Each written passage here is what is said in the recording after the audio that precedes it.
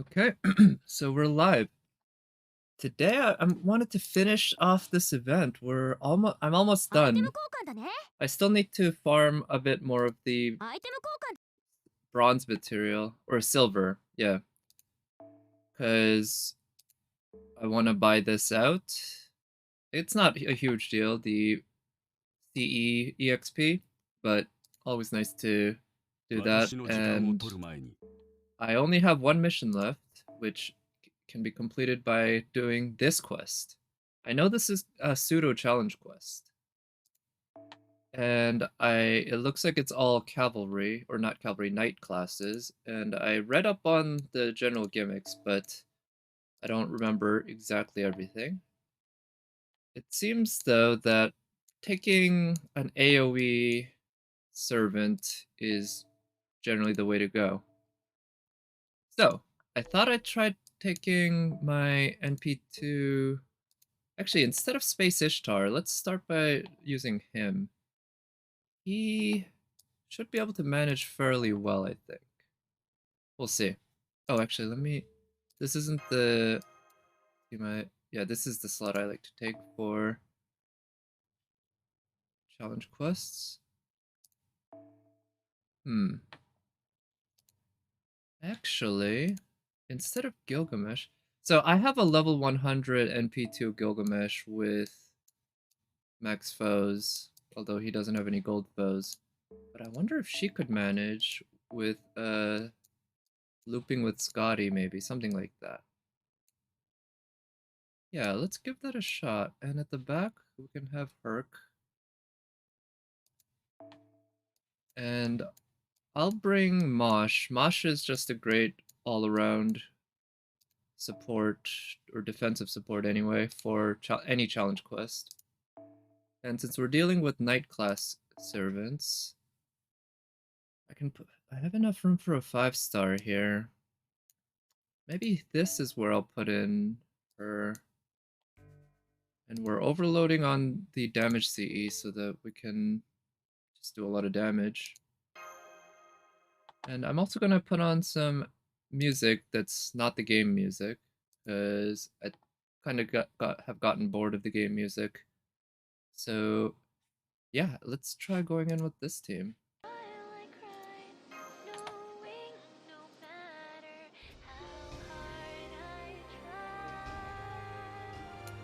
So unlike a regular challenge quest, you can only do this once, so I won't be able to do multiple runs and such, but yeah, we'll see. I might require multiple attempts. There's a high possibility of that.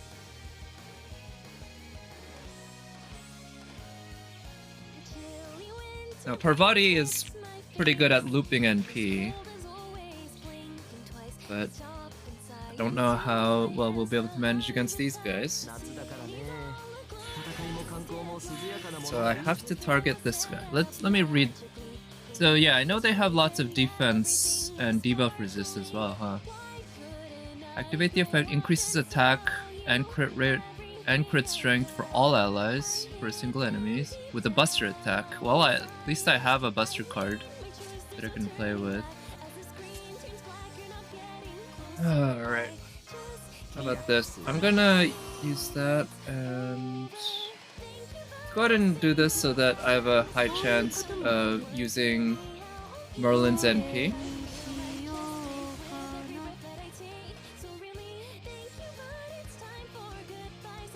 I'm gonna just use this. It's probably not gonna land. Yeah, they have 80% debuff resist, so I wasn't expecting it to land. And this way we got hit them with a buster and they won't get the debuff, or they won't get the buff that this guy gives. Oh man, even with the damage CE, because of all the defense buffs the enemies have, it's really not working. Well, anyway, I can attack anyone I want now. We got... So this guy is, what's his name? Tristan. I think he's probably the most dangerous one here right now.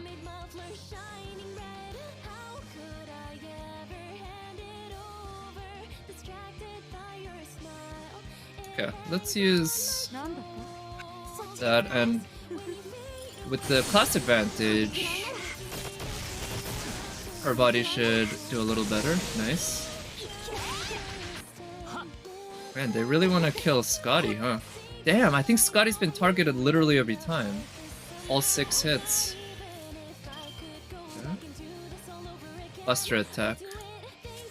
Damn, I don't have a Buster card to play with. So, let's use the Arts Chain.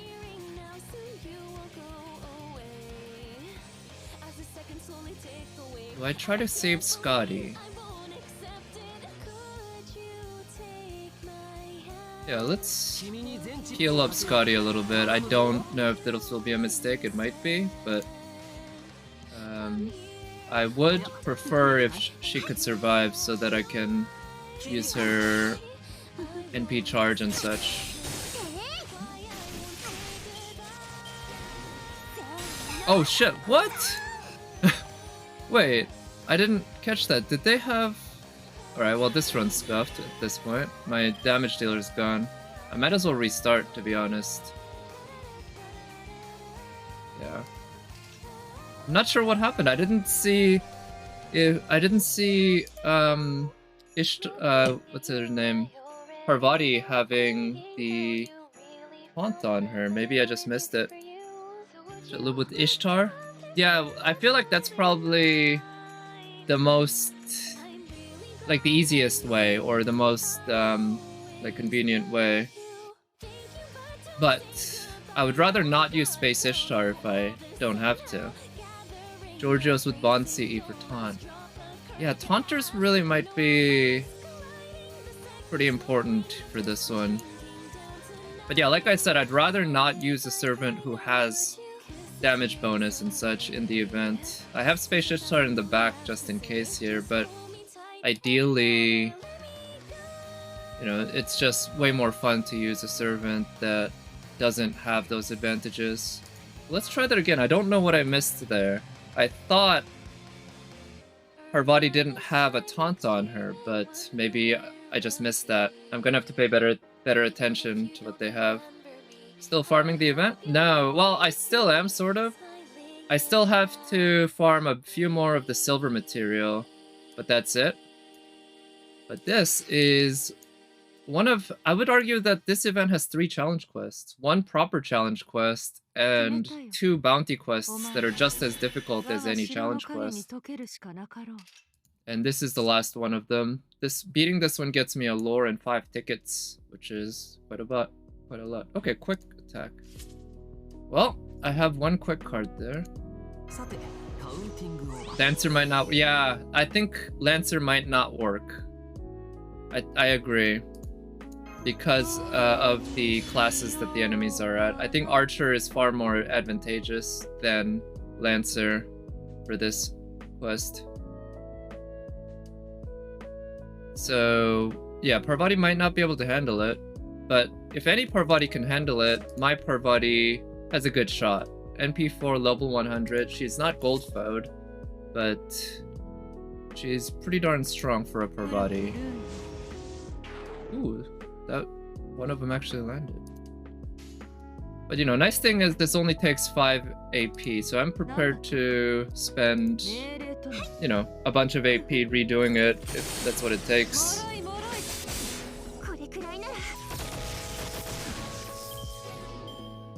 Okay, good.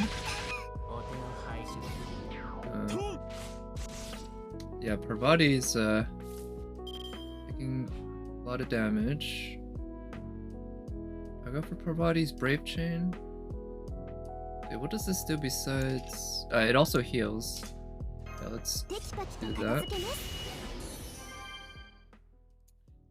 give her that buff. And let's heal her up a little bit as well. Do I go for the Arts Chain? No, I'm gonna go for the Brave Chain and have Parvati do a lot of damage here. I figure if Parvati doesn't work, the next thing I'm gonna try is Gilgamesh. Because my Gilgamesh is also level 100 NP2 for him.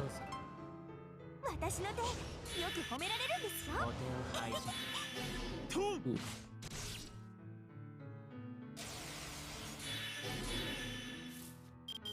Okay, does that NP seal prevent him from NPing this turn, or is it gonna...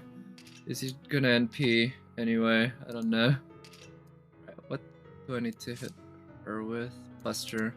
No Buster cards. Shit. So what buffs is she gonna give? Increase attack, NP strength, NP set NP charge to maximum. Holy shit. You just deleted your account? Wow.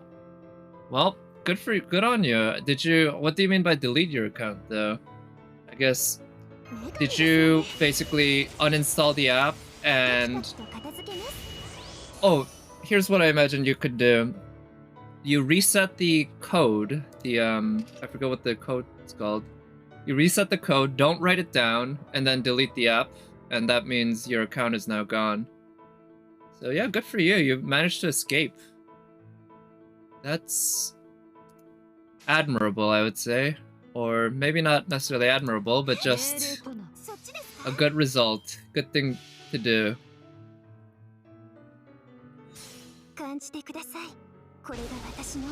Still haven't done that with any gacha game myself. Well, I guess there are gacha games that I've touched a little bit, but... Wait. Okay, so because of that, she's gonna NP right away, huh? Alright. In that case, let's just protect everyone with the... Well, play for the story of FGO? Seriously? That's like... I don't know what I'd compare that to, like... I guess that'd be like watching Schindler's List for the sex scenes. It's like... you have many much better options out there that are way better. Yeah, 2 chapters per... Yeah. Yeah, Schindler's List for the sex scenes, or...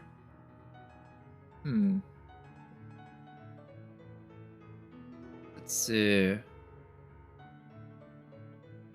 Well, in any case, yeah, the FGO story is... You don't have to play the game to actually get the story if you actually are interested in the story. That's one thing, of course. All you have to do is watch a playthrough of it if you're actually interested in the story. But yeah, if you're just not enjoying the game, walking away is absolutely the right thing to do. I would support that decision every single time.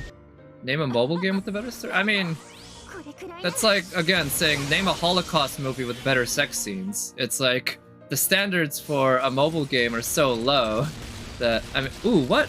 Oh, they have pierced info? Shit. Okay, this run's not gonna work. Who hasn't even read or like, exactly! Yeah, why would I, why would I want to play FGO for the story when I didn't even enjoy Fate's Stay Night? Okay, is it... Oh, with the Noble Phantasm, shit. Okay. Well, at least I can have Mosh tank this turn. The VN with the gacha attached. Yeah, that's true. Yeah, that's what FGO fundamentally is.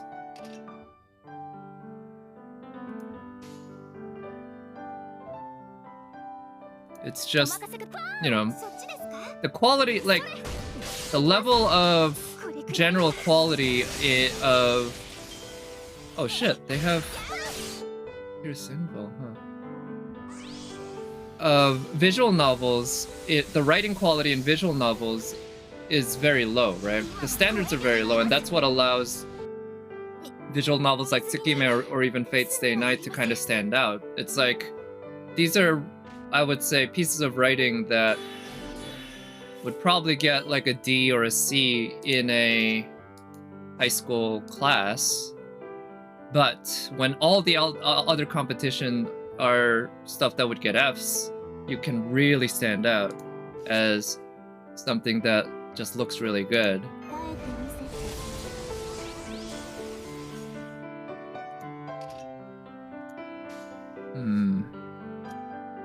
I need to use the Buster card. I kind of want to use the NP. I want to use Merlin's NP. Fortunately, Merlin might die. Let's use that.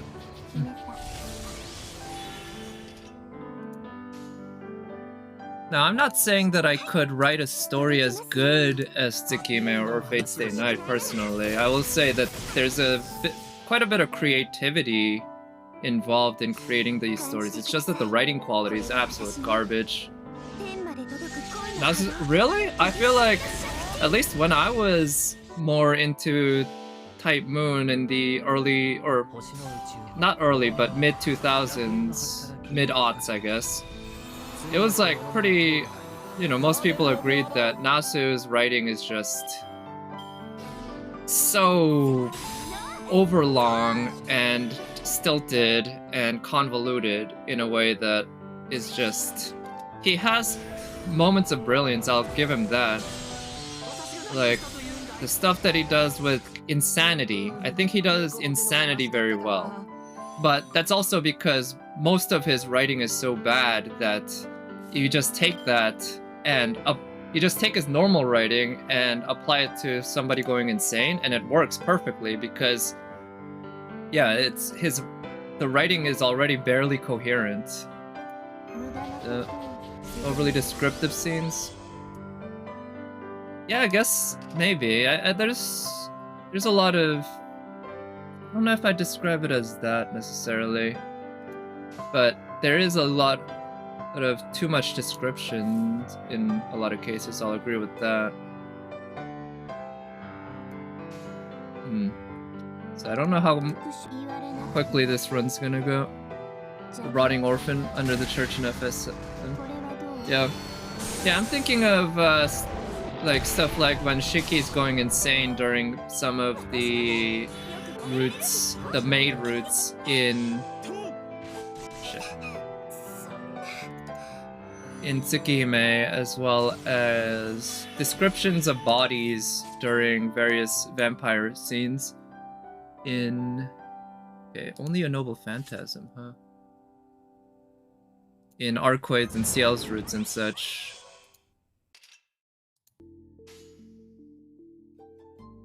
Alright, an NP will work.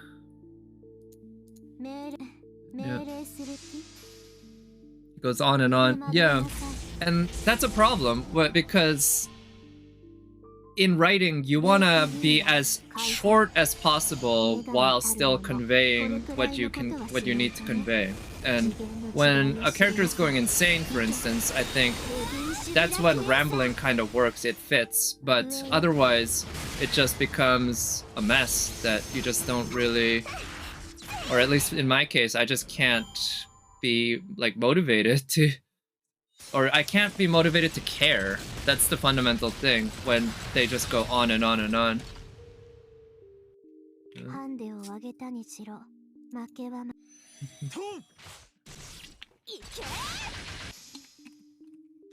And Kara no Kyokai books, which, I read way back in the day.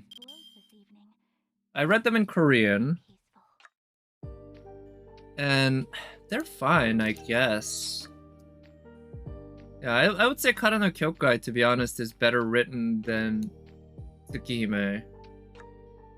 But that could also have to do with the translations that I read.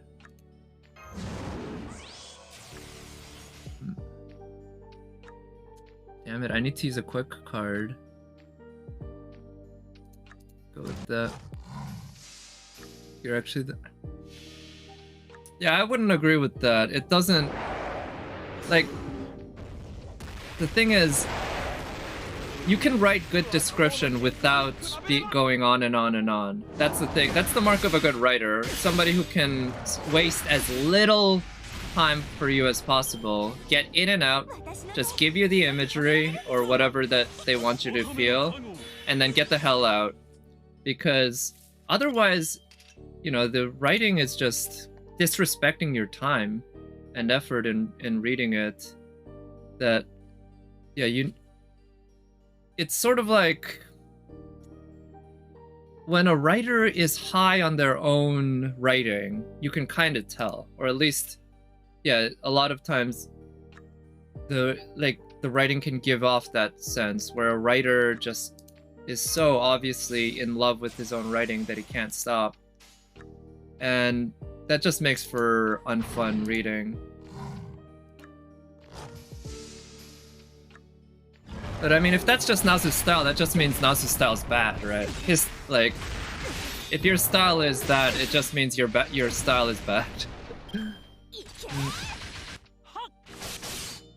And there are, you know, ways to make things visceral without wasting your time. The thing.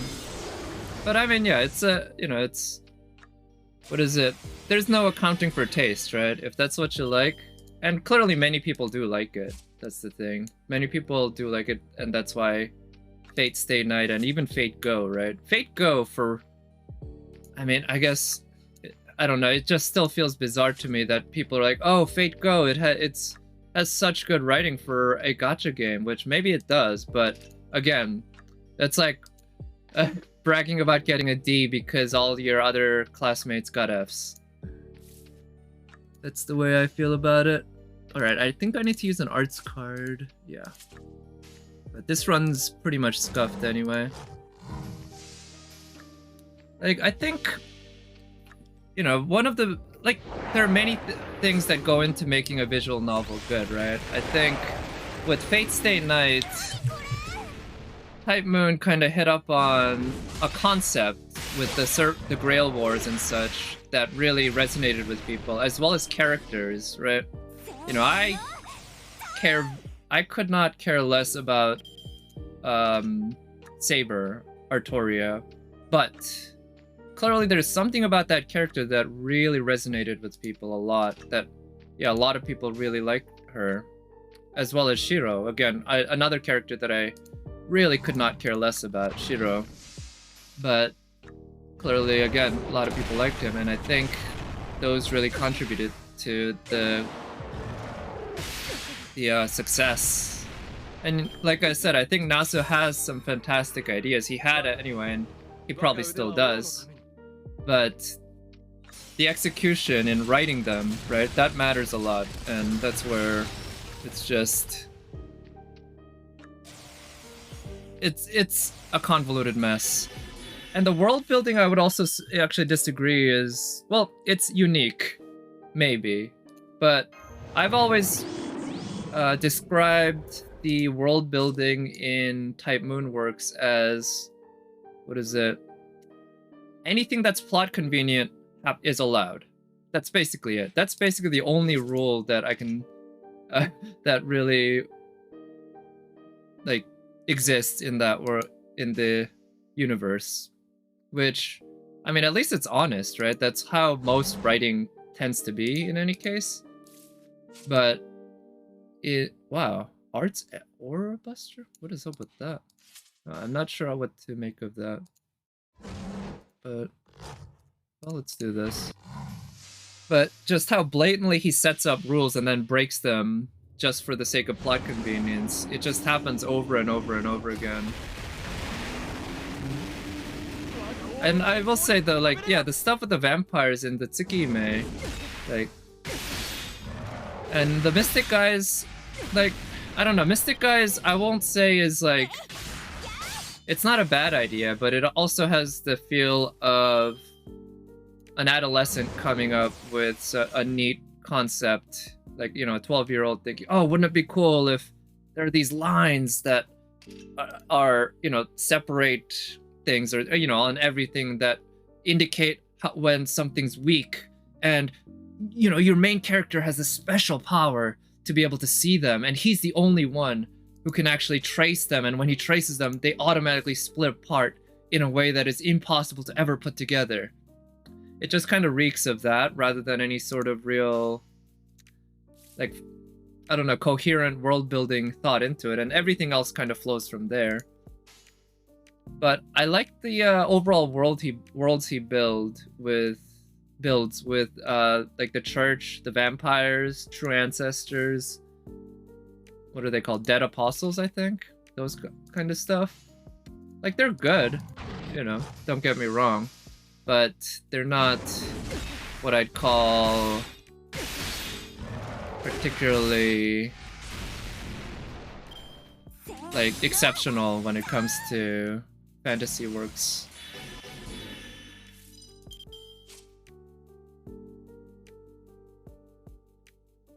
I mean, yeah, I didn't think of it as a kid either. That's why I think Nasu definitely has creative bones in his body. Or maybe I should say creative swords in his body, because aren't they the same thing? Critical or quick?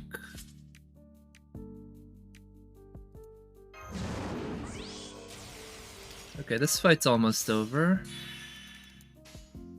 Yeah, so Parvati's definitely not gonna work on this. I'll try taking Gilgamesh.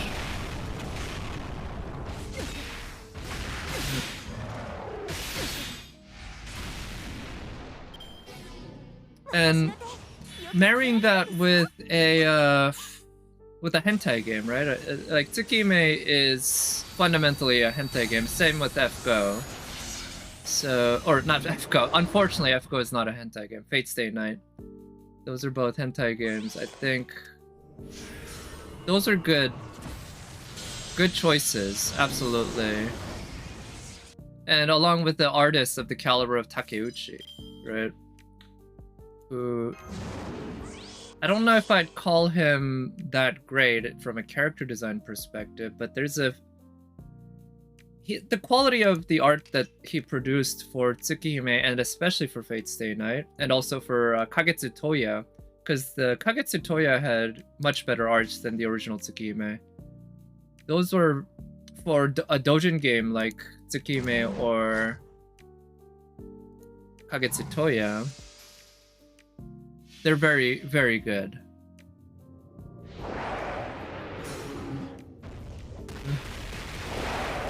Yeah, I heard that that's what they had, that like putting porn in it was basically what they had to do, because around that time, you know, visual novels were primarily known for being porn, which, you know, today they're probably less known for that because a lot more visual novels have come out that are not porn based. Yeah. But I'll still say, you know, Tsukihime and Fate Stay Night, in my view, they are hentai games, in my view. They are hentai games primarily, and they have a very, very long story and you know, actually quite good stories, in my opinion. It's just the writing's garbage.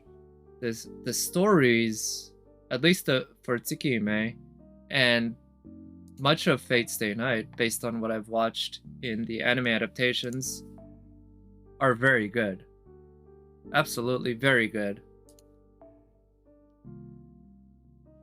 I would say Fate Stay Night was probably a little mediocre in parts, but overall still very good.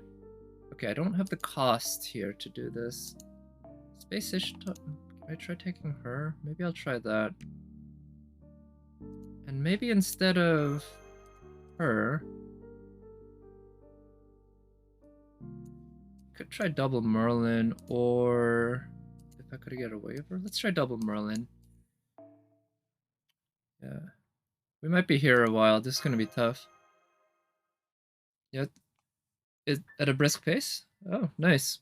Yeah, I mean, you can always basically cut out the hentai scenes, right? Of any hentai visual novel, which, you know, they did with Fate Stay Night Rialta Nua.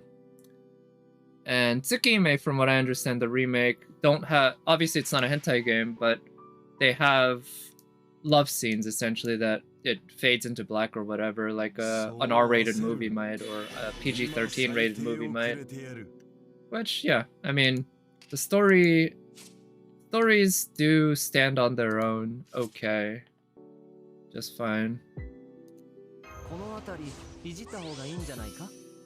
I saw that the Korean translation was already done. But I think I'd rather read it in English just because I'm much more comfortable with English. Okay, good. Like the Tsukime anime adaptation, which is the very first piece of Type Moon work of any kind that I encountered, I would say was quite a good anime. I really liked it, and that's what got me to check out this really niche at the time visual novel. Yeah, you know, that back then, early mid 2000s, yeah, because I believe the anime came out in 2003 or 4, and I watched it a little bit after it came out. You know, no one knew what Type Moon was. No one had heard of Tsukime. Melty Blood was, I think it might have been around actually, but not all that well known. Yeah, Korean translations tend to be much easier to do than to English. I noticed that with subtitles too, where fan subs in Korean of anime would often come out within like 20 minutes of the anime airing, because the translators could just translate it that quickly, whereas English fan subs used to take at least a few hours. Oof. God damn, of course the Lancer had to attack Gilgamesh. Ooh, they're all attacking Gilgamesh. Man, all these buffs that these enemies are getting. Noble Phantasm. Shit. Well, I don't have a Noble Phantasm.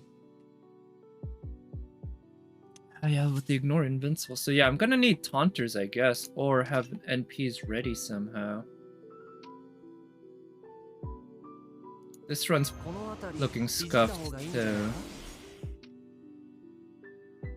The Invol's really not gonna matter. Let's give him some extra HP here, just in case that Merlin gets targeted.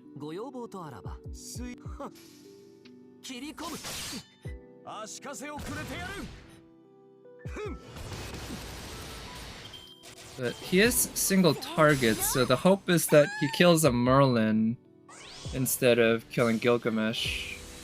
Okay. I don't know which Merlin that was. Okay, that's actually the best case scenario, because that Merlin had already used up his skills. Quick Buster. Well, I have a quick card there. Damn it, I can't use the Arts Chain. Here, let's go for NP gain. Yeah, this challenge is quite tough. Worst case scenario, I can always use command seals to just... Ooh, what? Oh, her thing charges NP. Okay. In that case, I'm gonna use Masha's taunt. Ah, wait. Shouldn't Masha's quick card have removed that buff? I don't understand what just happened. I thought... Huh. Yeah, I can use Space Ishtar. I'm definitely gonna give it a run with Space Ishtar before I give up and use... before I give up and use command seals. You know, I'm not in too much of a hurry. This is the very, very last thing I need to do on this event. So... Well, that's one reason why I'm comfortable using command seals, because I don't have any more challenge quests left to deal with. And... there's still 3 days left, I think. 2 or 3 days.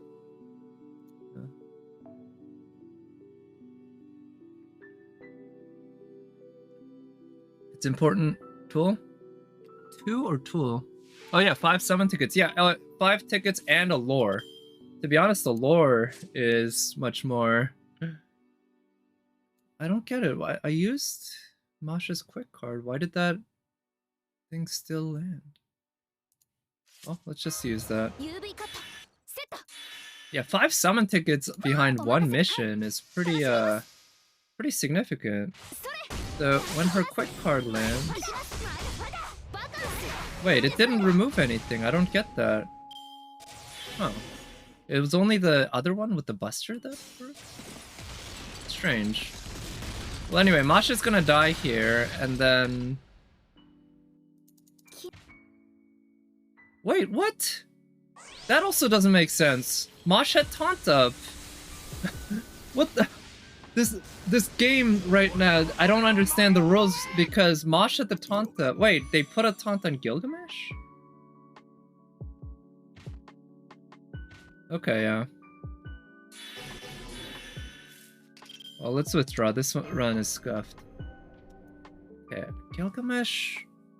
I feel like Gilgamesh should be able to handle it with some better RNG, or I think I do need some better supports. Let's bring some Taunters along. Yeah, let's bring some Taunters.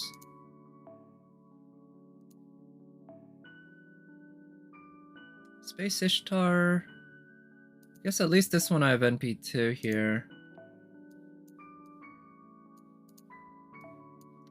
I do like Chevalier Deon. I have him with Allure.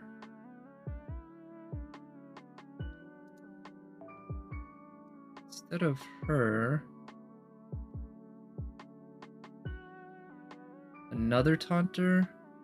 Leonidas is okay, but let's go with Georgios. Yeah, I'll use a level 65 Georgios instead of level 1. And here's what I'll do. I'll replace him with Nero. And I'll give him his Bounty, of course. Yeah, let's just put a lot more Taunters on, see how that goes.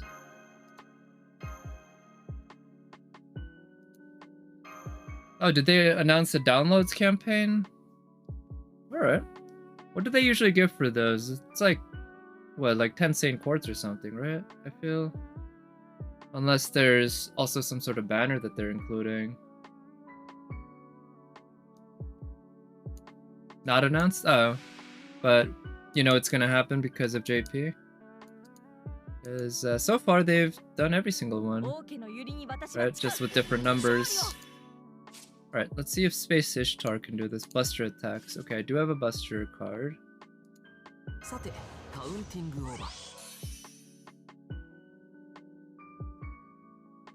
I'll use that.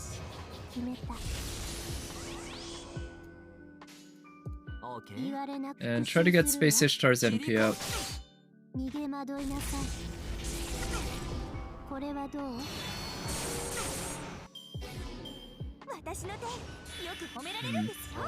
I definitely want to get rid of Tristan and Gareth as soon as possible. They are both just absolutely killer right now. Right, none of us has taunts, right?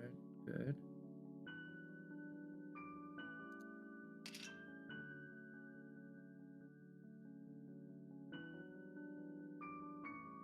I'm gonna try using his taunt. Just provide a little bit of protection. And let's try to get Merlin's NP up. Oh, Saber Astolfo. And said, wait. We're all done. Oh, for Christmas, you mean? Okay. Right, Santa Nightingale is the welfare, right? Wait, they removed the taunt? Jesus. Okay. Yeah, this is way harder than the actual challenge quest.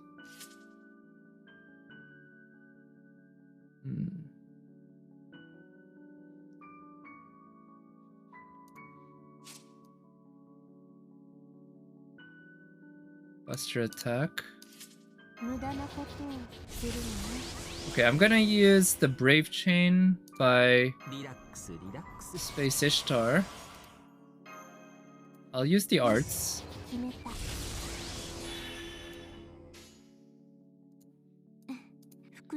Yeah, I know Saber Astolfo is one that a lot of people are looking forward to.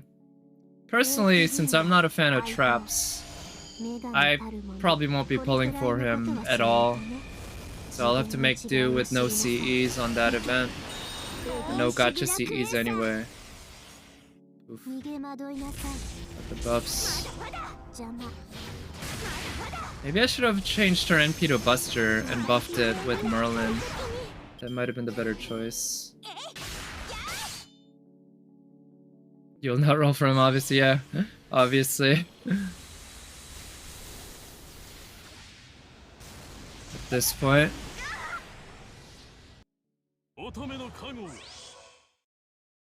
But I think we're gonna get Thanksgiving stuff, right? Because I feel like with FGO NA, they've always done something for Thanksgiving. Right now, Gareth's gonna NP.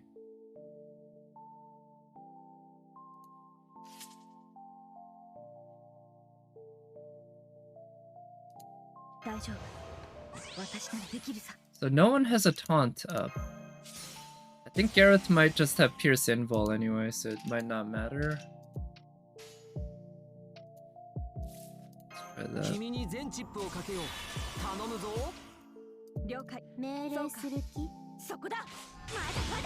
Okay, we're gonna be able to break Gareth's bar. Oh wow. Yeah. But I can't even clear that first wave, right? There's only... I'm having trouble with just the front 3 out of 5. Yeah.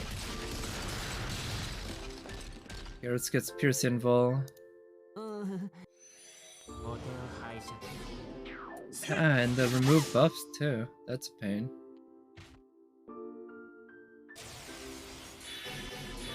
Ah, damn it. Buster or crit.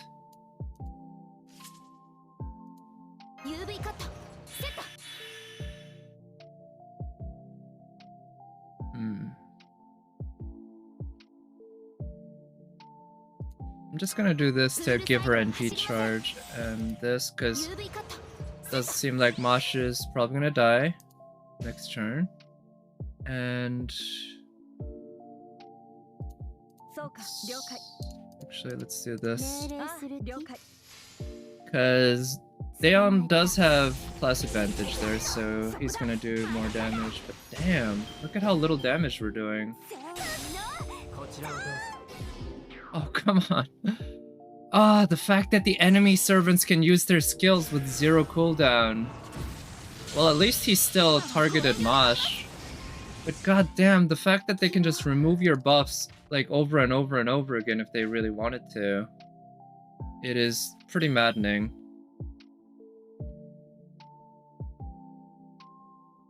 Let's use that guts now just in case.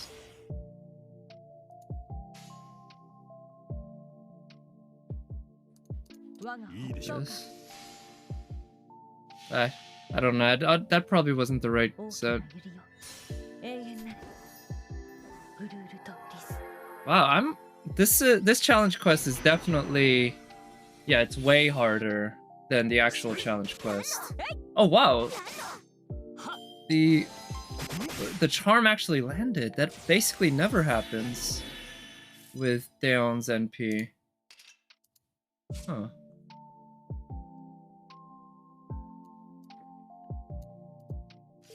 Alright, I do have an arts card.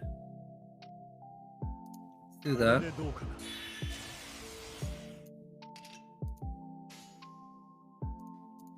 Yeah, she'll get her NP up.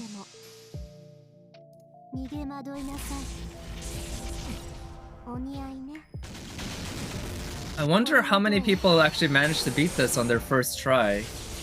Even going in with a plan, I feel like there is a lot of RNG involved with which cards that they choose for debuffs and such, and who they decide to taunt or target and such.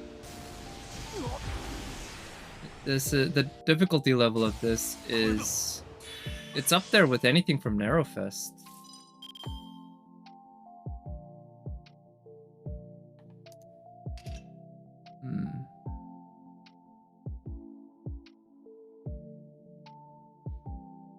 Well, Georgios is still going to be targeted.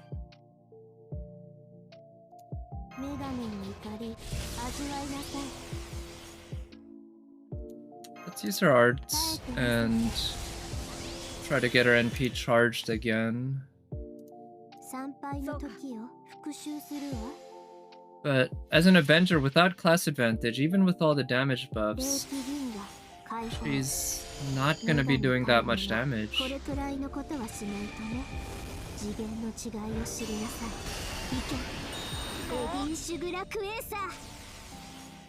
Well, enough to break the bar. Okay, almost killed Gareth. That's good. Well, Gareth has a guts. That's annoying.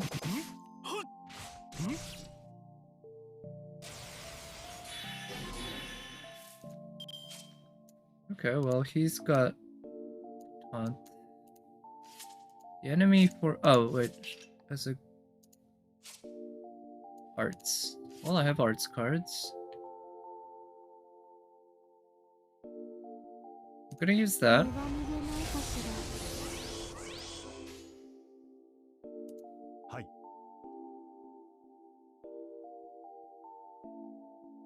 I'm gonna trust that we're gonna be strong enough to actually break that guy's bar with Space Ishtar. Oh shit. Okay, I should use Space Ishtar's Buster card. I thought that I could get some extra crit stars there using Chevalier d'Eon's quick card, but I should just use Space Ishtar's Buster card for the extra damage. Damn it.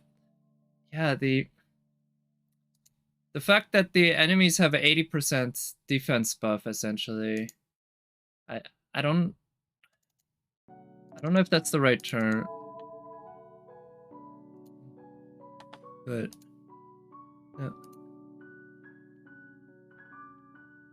You're not rolling for Saber Astolfo either?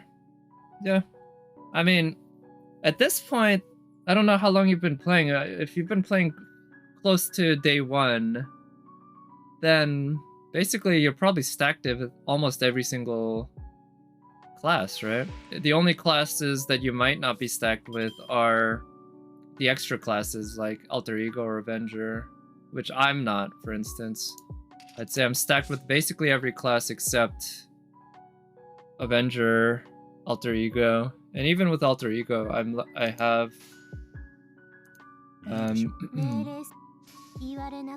Ashen Lip and what's her name?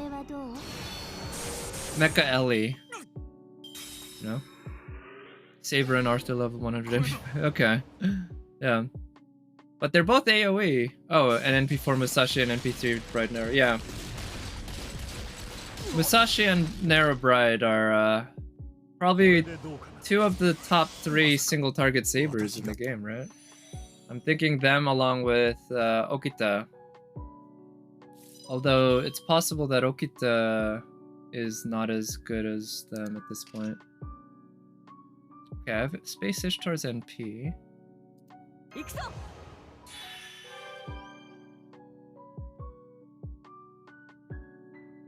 Now, do I just let Chevalier d'Eon die? Because NP will... Let's roll the dice and not use his dodge.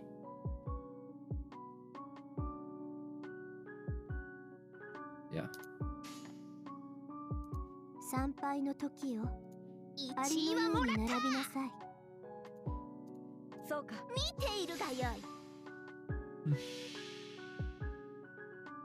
Never had this problem with any class of being too stacked. Yeah, you never had a problem with being too stacked in a class. Okay, nice. So Gareth, now we can kill Gareth finally.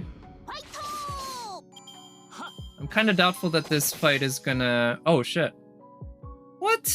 So that's also confusing because usually it's the front enemy that acts first, not the back enemy. In this case, the back enemy acts first, and as a result, Saber Lancelot was able to use his NP and, well, kill him. Yikes. Quick.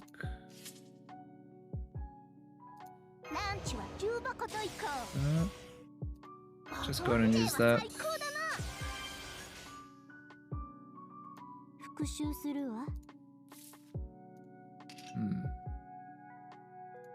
Let's do that.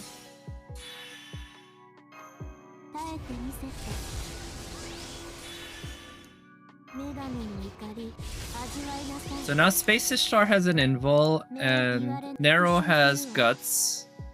So they both have ways to tank the NP, but with how many enemies we still have remaining. Yeah.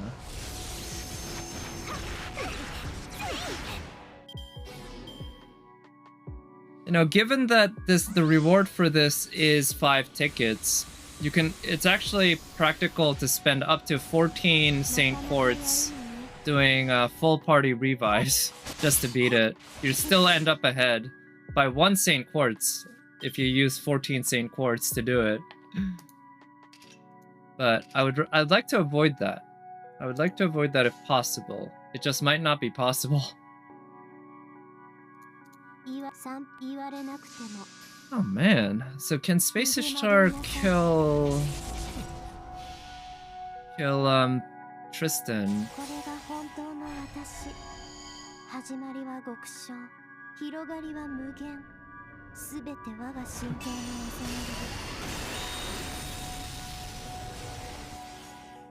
Maybe. Okay, she's gonna manage.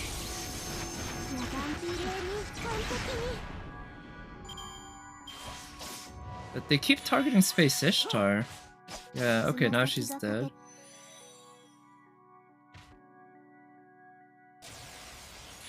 Yeah, this fight's gonna end pretty soon, but let's see how far Nero can take this. Heart's attack.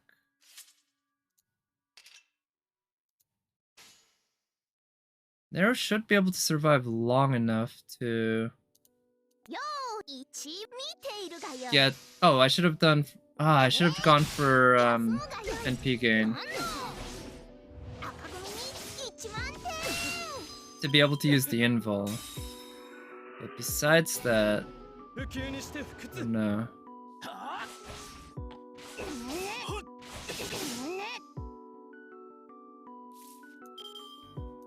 Fortunately, her guts might run out.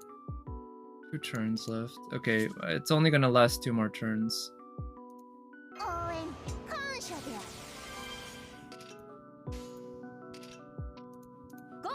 Let's try that.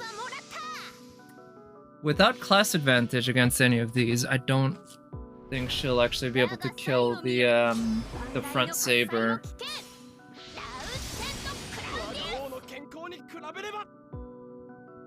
Well, with that... Okay, with the Brave Chain she managed. Okay, 1 guts. Buster or crit.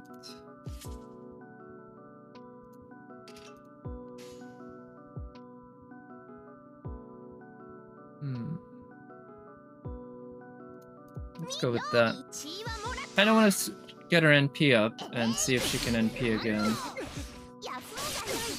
But if I'd used her guts a little later, she actually might have had a chance. But as it is now, she won't have a guts next turn, which means she's gonna die. But this actually ended up coming a little closer than I thought it would. Yeah, she's dead this turn. And I don't think her Brave Chain even is going to be strong enough to kill that front Saber.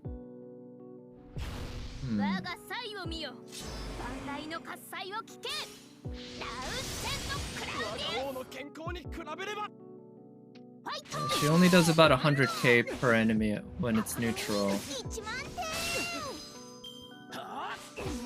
There it is. Okay. Maybe I should try bringing Nero as my damage dealer. That way I might be able to use her guts multiple times throughout the fight. That could be worth a shot. I don't know.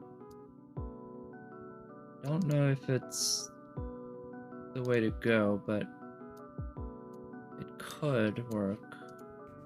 And in the way back, I guess an archer would be ideal.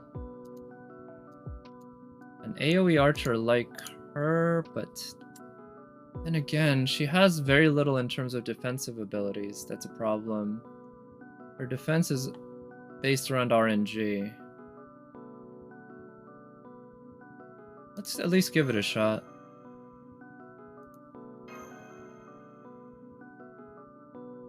But yeah, this is... Usually with most challenge quests, I at least have some idea of how to... It takes me a few tries, but I figure out like a general strategy. But right now I'm actually still at a loss as how best to approach this. There's a lot of RNG involved that I don't think I'm taking proper account of. So unfortunately, we do have this archer to deal with, but we have...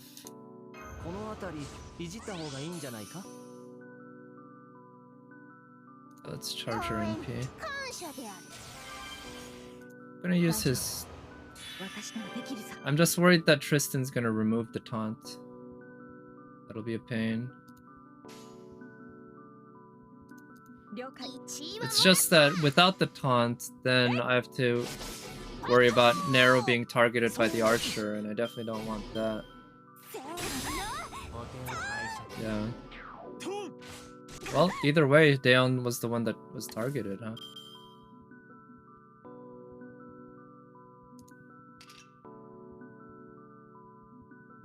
I want to use Nero's NP sooner than later. Let's just keep working on Tristan, actually. He's gonna take a lot of effort to take down because he has the class advantage. Alright, that's fine. The Lancer attacked her. Okay, well, so much for her, or him. Although, I know that Chevalier Daeon, you can technically call him or her, I believe. Quick attack. Okay, we do have a quick card to play with.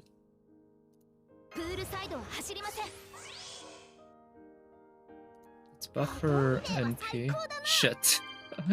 Of course the Imperial Privilege doesn't land. None of it landed.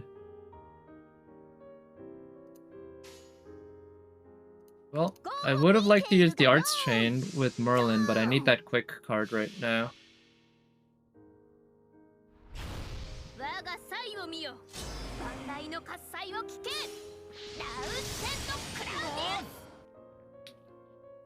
Oof, that was so little damage.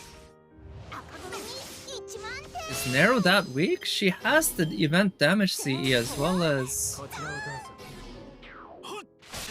Yeah, as well as just an innate event buff.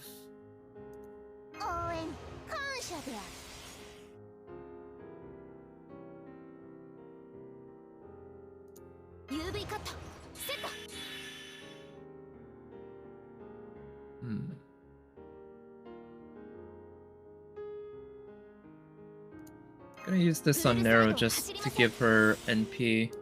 And we'll use the Merlin Brave Chain on the Archer because Nero's not gonna be doing that much damage to the Archer anyway, right? Maybe crit is the way to go. I could try using my NP1 God Juna. It's definitely a one viable option, I think.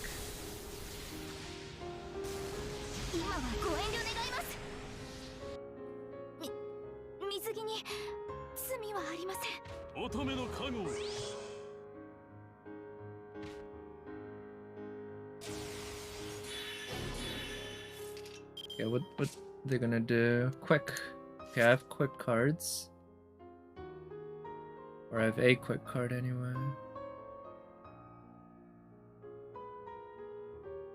Okay, I'm gonna let them NP and use the Involt to tank it.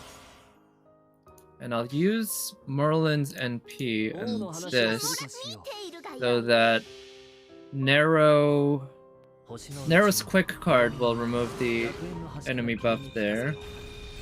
She will be able to get her NP up next turn because Merlin's first skill comes off cooldown, so I'll be able to charge it, but I guess even without it, she'll be fine in terms of getting her NP up. Oh wait, shit, I forgot.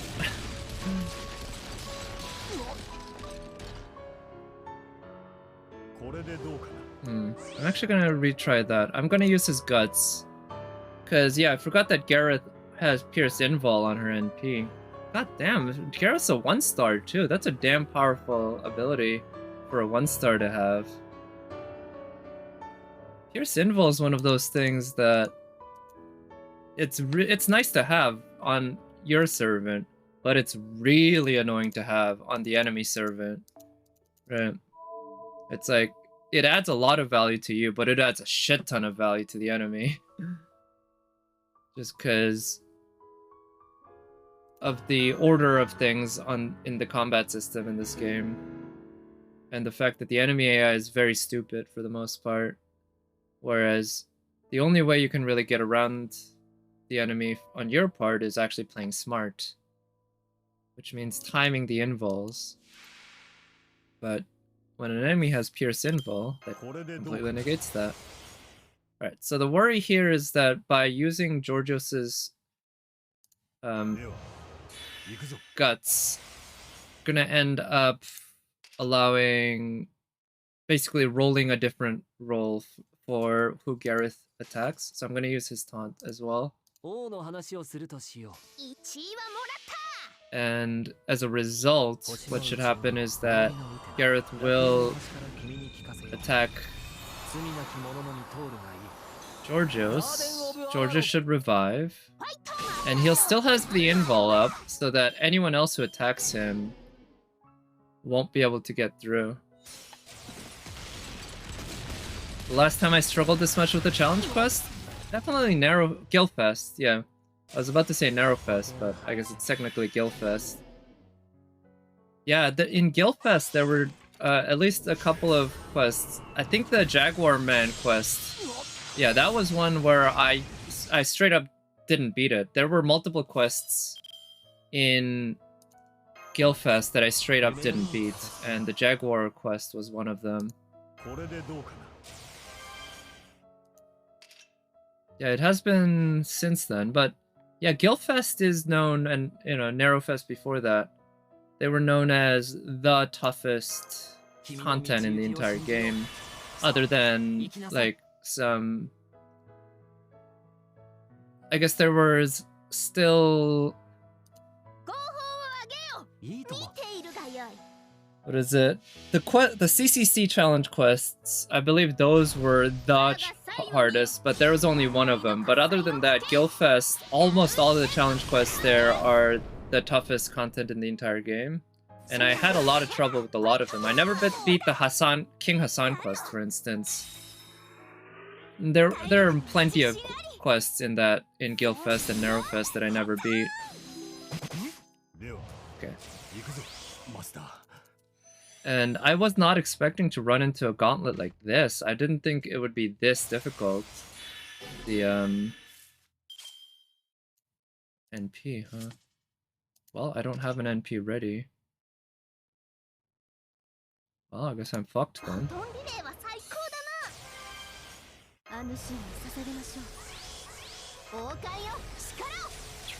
Roll the dice.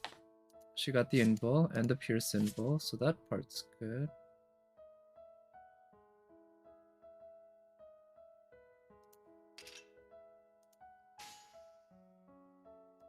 I did notice that this event had, like, the difficulty level for the story quest was actually very high for an event. Usually story quests are almost trivially easy. Oh shit, Narrow's targeted. Yeah, are almost trivially easy. But in this one, they were on the level of Lost Belts, I would say, in terms of difficulty. So, wow, 230k, huh? So I guess maybe I shouldn't be surprised that this event had the challenge quest this difficult. Ooh, critical attack. Unfortunately, I don't have a guaranteed crit, so there's gonna be quite a bit of RNG here. Let's protect Narrow.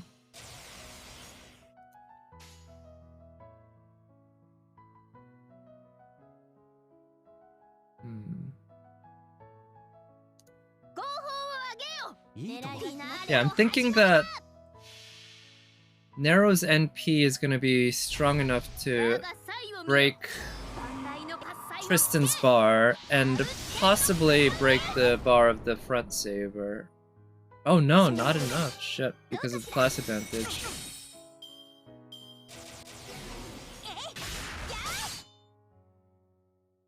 Yeah, and the fact that I just noticed, okay, so the enemies apply taunt to one of your characters at the beginning of their turn. So there's no way to know before they act who they're gonna taunt on. That is very annoying because you can't plan for that. You can't work around that at all. And I don't have any quick cards.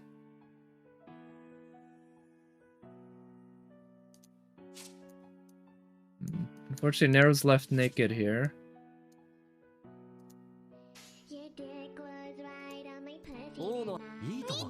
But... Okay.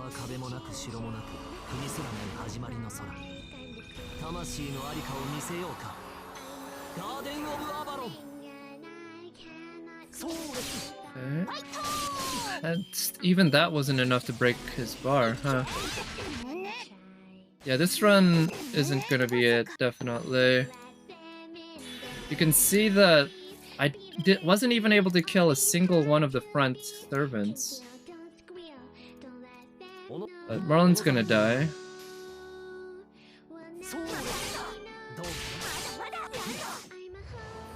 I'm just really confused, like, the level of difficulty here is clearly way higher than I'm prepared to handle. And usually when I have trouble with challenge quests, I'm off by just a little bit.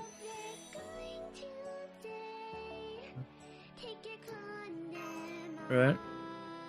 Yeah, even just the front three would make this a pretty difficult challenge quest, but the fact that you have two more enemies in the back to deal with... I could also try using my Berserker Musashi, but you know what? Let's try using... Yeah, I'm gonna try using God Juna. Unfortunately, keeping him alive is gonna be difficult, but you know, he's strong.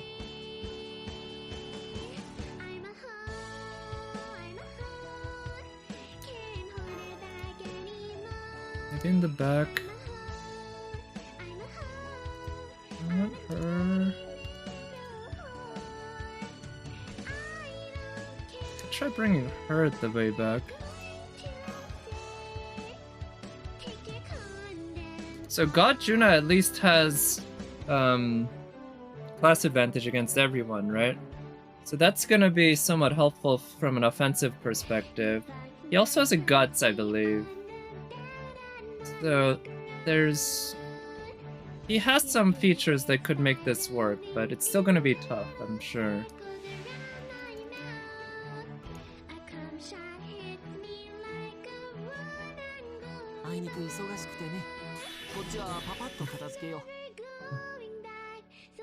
The 4 stars with Uta. Yeah, I saw I think there were leaks or something, but I don't know if it's been announced yet, but it's Diona and Sayu, and of course Toma, right?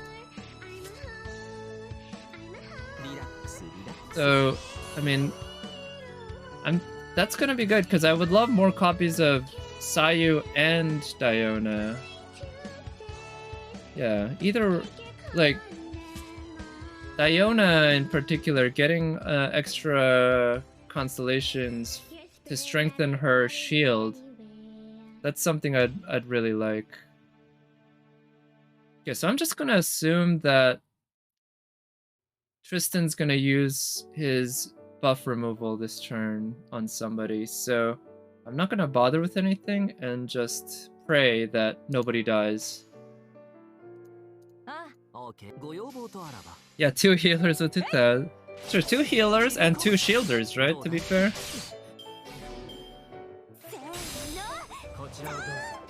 Yeah, remove buff. But Sayu, I know, isn't probably not a great partner for Huta. But the other two, they're shielders, right? So let's try that. Just and increase attack 3 turns, special attack debuff unless unremovable for yourself. I don't recall exactly what that even is supposed to mean, but let's work on Tristan first. Tristan and Gareth are both incredibly dangerous in this fight. Let's do that for the attack buff.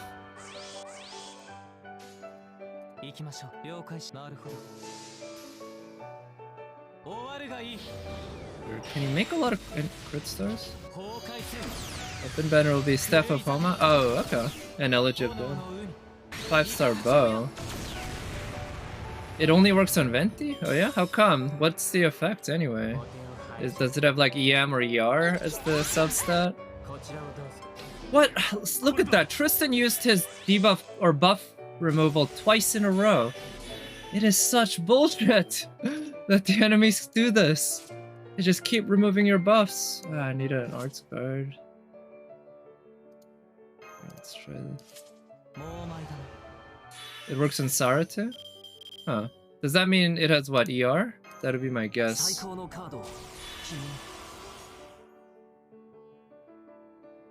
Okay, I'm just gonna use his guts now because I'm really worried he might die. Let's do that.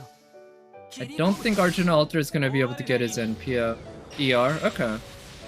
So, Tayu and Venti, I guess, are both characters where you're... Oh, that's the 3rd time in a row. God damn. Jesus Christ. Constantly using the buff removal. Now Arjuna Alter's NP doesn't have any buffs.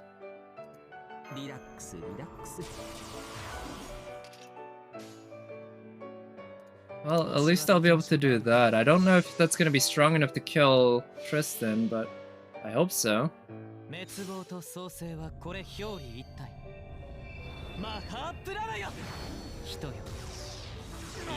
At NP1, I don't know. Yeah, it's just not strong enough. And if he had the buff from... Oh, okay, well, with the extra hit, at least that was strong enough. Okay, I guess that works okay, but still.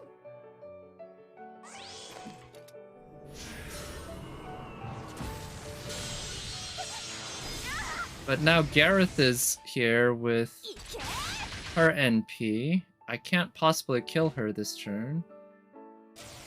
So I'm just gonna have to get lucky. I can't taunt either. Buster card. So I'm just gonna have to pray that she doesn't target Arjuna Alter. Unfortunately, his guts is was removed by Tristan. At least remove the debuff.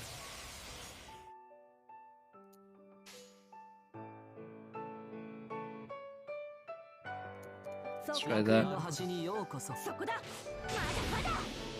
Yeah, without any buffs, I don't think Arjuna Alter's Buster is going to be strong enough to break Gareth's bar. God damn, the fact that Tristan used debuff or buff removal 4 times in, I think it was 4 times, in 5 turns, it's pretty maddening, you know? Okay, well, at least they targeted the one I like them to target. It's just the kind of thing that, you know, your character can't possibly do, right? It just feels completely unfair.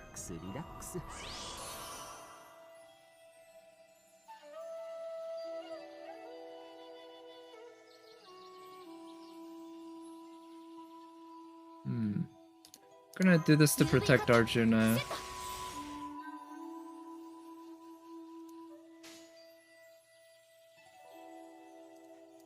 Let's try that and hope that we can... Okay, we can break his bar, her bar. Okay, Godjuna's got his NP up.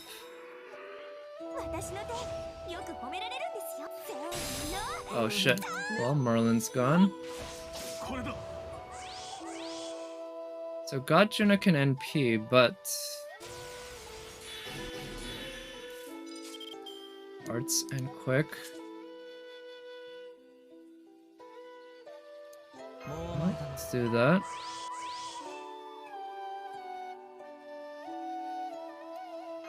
Let's have Mosh use the taunt and use this before she goes.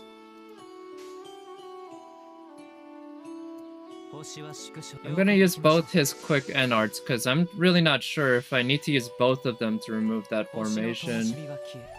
Because last time I used just one of them and it didn't really work at all. Yeah, the NP is not strong enough, huh, without any buffs. At least the extra hit should do a decent amount. Okay, good. Remove the formation. Mosh. Oh wow, Mosh actually survived that, thanks to her defense buffs, I guess. Okay, now we're gonna need this to keep Arjuna Ultra alive.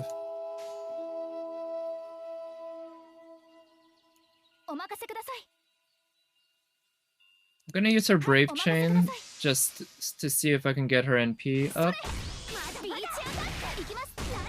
Because it could be valuable, and I'm pretty sure I don't really need Georgius's NP. Even when it's ready, Georgius is so weak that his NP simply isn't worth using. It's not worth the slot that it takes up.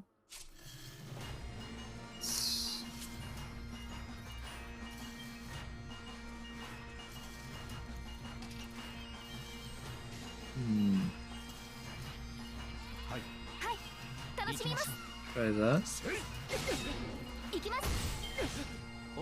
How much NP is gonna get back? His Buster actually has a lot of hits, huh? So that allows him to get a lot of NP gain with an art starter. Oh, it's... what's his name? Bedivere, huh?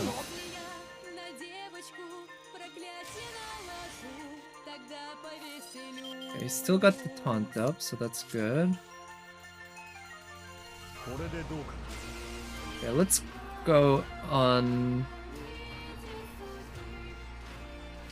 Buster cards, crit gather rate, and NP gauge. I don't think I want to use it now. I don't have enough crits. Actually, let's roll the dice. Let's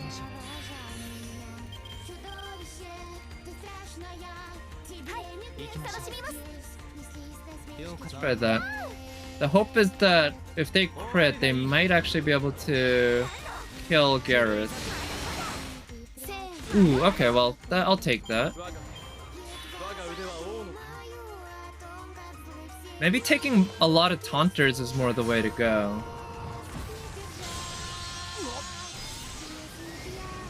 Yeah, that could turn out to be the better choice.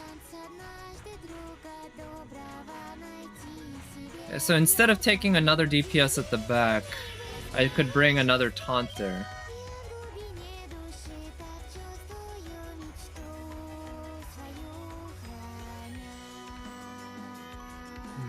Okay, what do I need? Quick.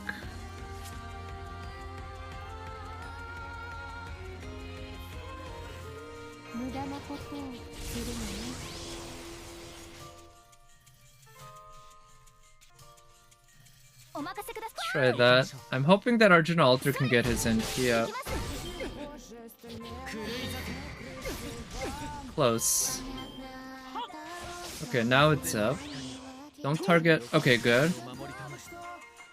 Okay, what's the overcharge on his NP? Decreased Buster card resist. Do I want that or the extra defense from Mosh's NP?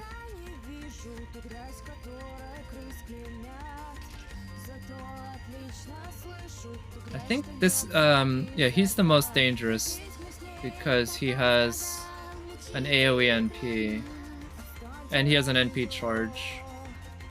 So let's do this. I'll use Masha's first skill just to help defense. I'll use this for the damage buff. Use that for the buff. Can we get the buster buff? Nice, got the buster buff.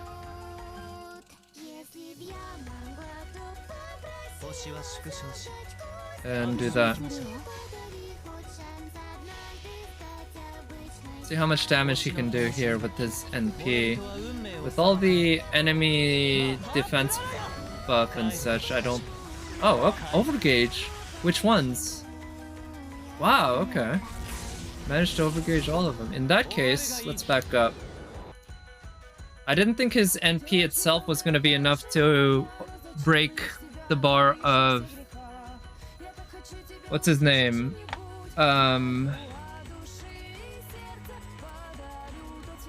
Gorilla.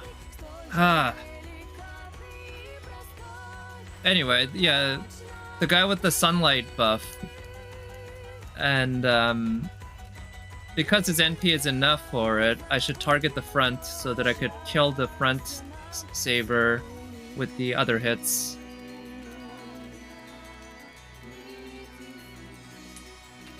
I guess the nice thing is that... Wait, yeah, the enemies have debuff resist, but somehow we managed to get the Buster debuff landing.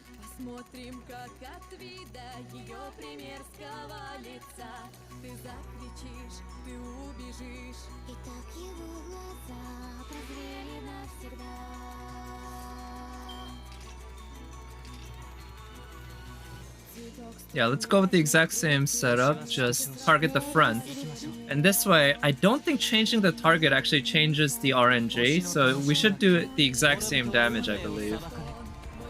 And then the other hits will hopefully be able to kill that front Saber. Bedivere, I think. Nice. Or no, the back one's Bedivere.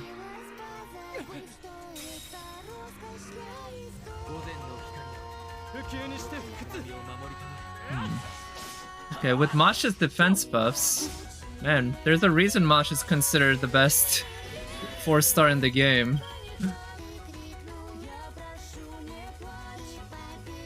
With the Noble Phantasm, well shit, I don't have a Noble Phantasm ready.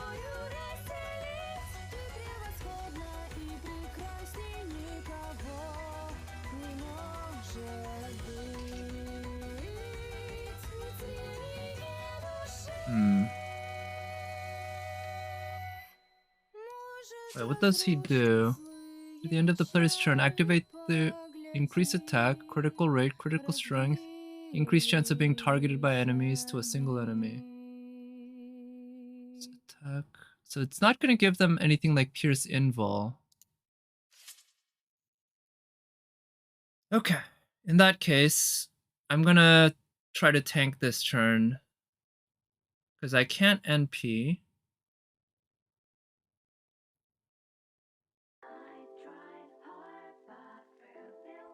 I could protect everyone with invuls if I wanted to. Do I want to? I think here's what I'm gonna do. That invul on and use that invul on her. And I'll let Mosh be naked here and hope that she doesn't get targeted. If the other two get targeted by Bedivere, that's okay. If Mosh does, that's annoying, but I can live with it, I guess.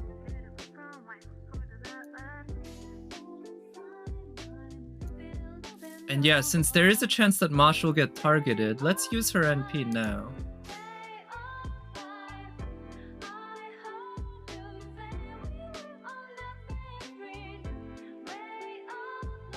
I'm considering using the Arts Train. That will guarantee that Ishtar gets her NP up.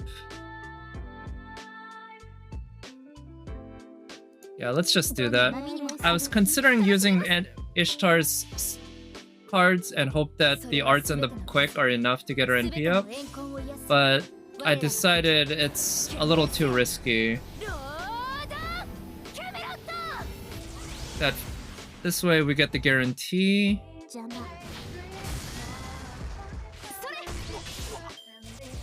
And with all the defense... Oh, Ishtar's targeted. Okay, so her invul's gonna protect her on this hit, but the next hits are gonna be troublesome. Oh, what? God damn, that crit. Okay. Okay. Arts attack. Well, at least I still have all three of these.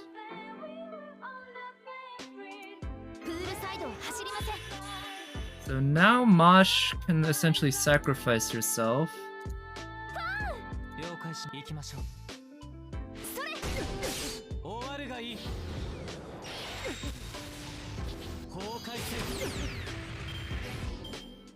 Okay, losing the formation's fine.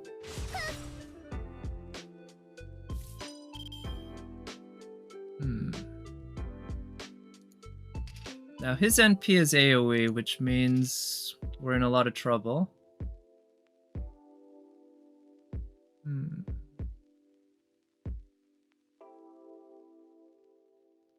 What's the cooldown on that? 7 turns. I'm only gonna be able to use it once.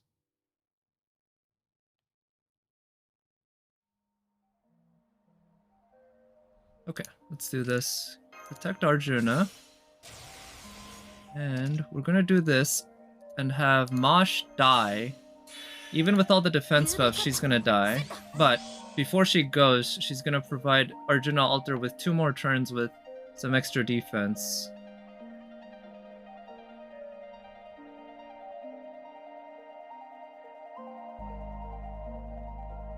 Let's do this.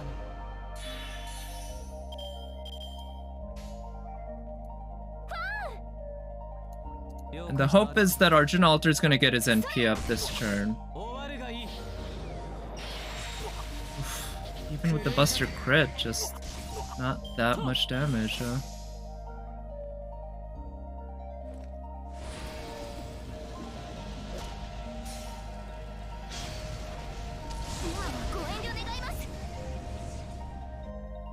Okay, Arjuna Alter's got his NP up. He survived this turn. It's been skill sealed, but we can live with that.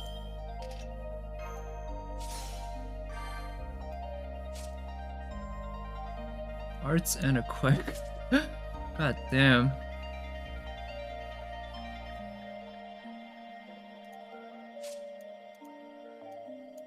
Got 2 damage cuts, 3 damage cuts, and a defense buff.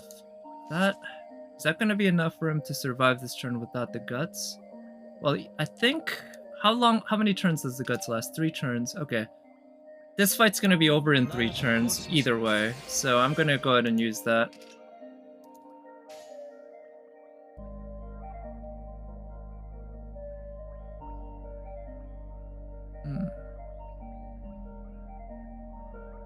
I might try resetting a few times. I'm thinking I need to use the arts or the quick if I want to remove the enemy buff, but if I use the Buster Brave Chain, I have a chance of actually outright killing.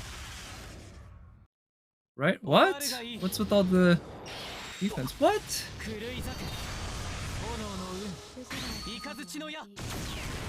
Huh. Well, actually, let me see what happens here. No.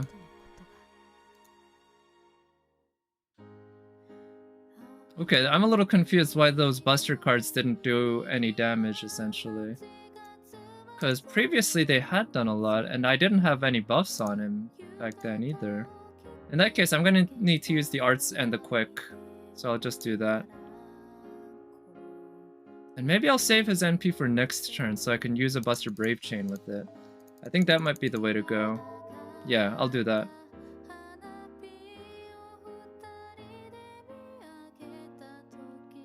So this fight's actually coming closer than I expected at the beginning. At the beginning or middle of this fight, I was thinking this is just gonna be another scuffed run like all the other ones, and this one still might end up failing. There's a good chance of that. But it's getting pretty darn close.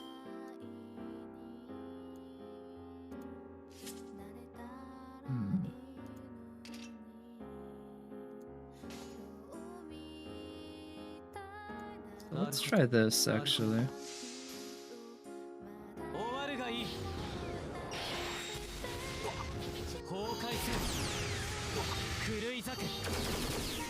Okay, remove the buff.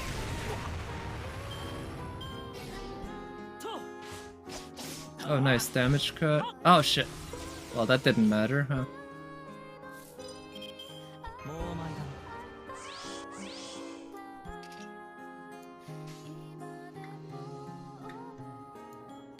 Alright, so this fight is gonna be over after this turn, either way. Either Arjun Alter has enough to take them down, or he doesn't. Let's see what he does here. Oh, okay, he killed Bunga Bunga, dude. Oh, is this happening? He did it! Arjuna Alter! Oh my god, fucking A. Oh, let's go. God Juna, man. God Juna, holy shit, he pulled it off. What the fuck? Oh my god. Yeah. Yeah, we sure did. Holy cow. What?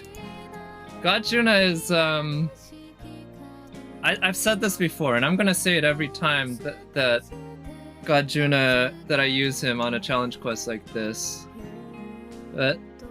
Which is, before I got God Juna, before he came out, everyone told me that he was just one of possibly the best DPS character in the game, at least, you know, until other ones like Orion and such. And he exceeded my expectations. But yeah, thanks for coming by, Nat, and yeah, get to sleep, it must be late there. And I appreciate that you did push yourself to stay up to see God Juna pull this off. Holy cow. What? God Juna? Man. That was pretty ridiculous. Oh, and I don't even have to farm either because of the drops. Sweet, I don't even have to do any more farming on this event. I'm done. I don't want to bother with this. I guess I could buy out 80 and convert them to mana prisms. Yeah, that was like I said, I was not expecting to win that fight at the beginning or the middle, but I somehow did. And yeah, like I said, every expectation that people built for God Juna was through the roof already, and then he exceeded them. This guy is just a goddamn monster. Like, anyone who plays FGO, I think he might be up there with characters like Merlin or Waver, let's say, in terms of just how useful he is for challenge quests, even though of course he's a DPS character rather than a support like Merlin. Alright, so now we're gonna switch over to my Korean account to do some other challenge quests that are hopefully gonna be go a little more smoothly than this one. Let's see if I can get this working. Whew.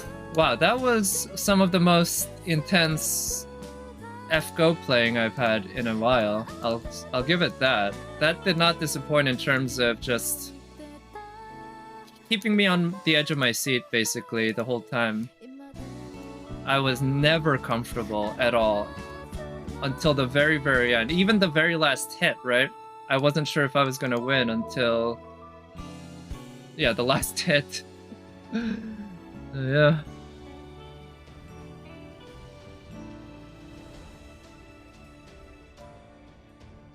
Five tickets is nice. I probably would have spent one if not for the fact that we have 10, or the fact that we get one pull for free every 10, right? And that seems to reset for every, what is it? Every banner, I believe it resets.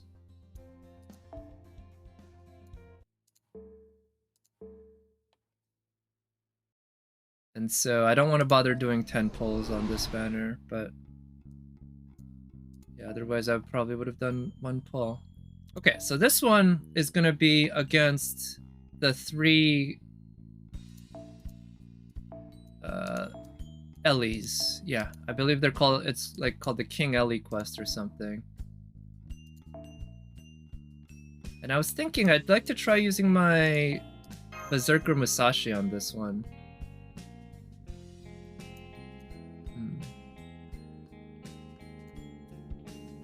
Maybe I could try a non-max limit broken of the CE.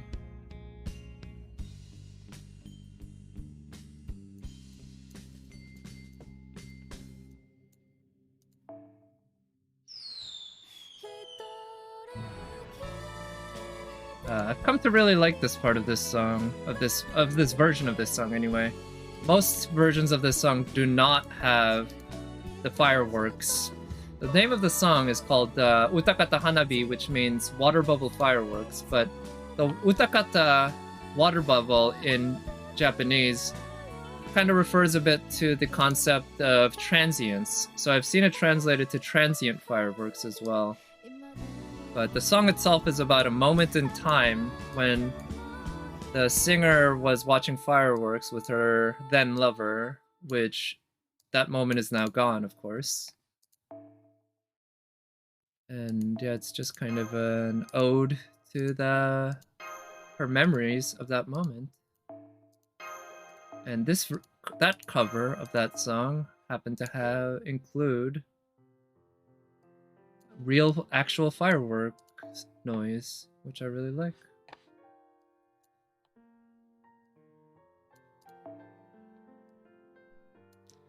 So for this, I thought it might be fun to try to do some looping with my NP2 Berserker Musashi. Now, is this the right team? Let's try this. Something like that.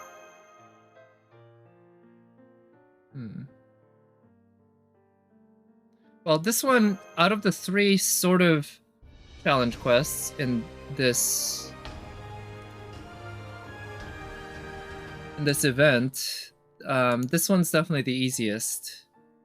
I found it still pretty difficult. It took me a couple of tries, but it was, yeah, nowhere nearly as hard as this last one I did, and also not as hard as the actual challenge quest. Which the actual challenge quest I had quite a bit of fun with yesterday on my NA account. Today on my Korean account, I think I'm not sure if I'm gonna try with... Oh, I'm gonna at least try it once with Jack. Because I didn't use Jack yesterday, and I know Jack can be really good. With the NP gain... Oh, let's use that because it's on a 4-turn cooldown, and it's a 1-hit dodge. For the defense buff.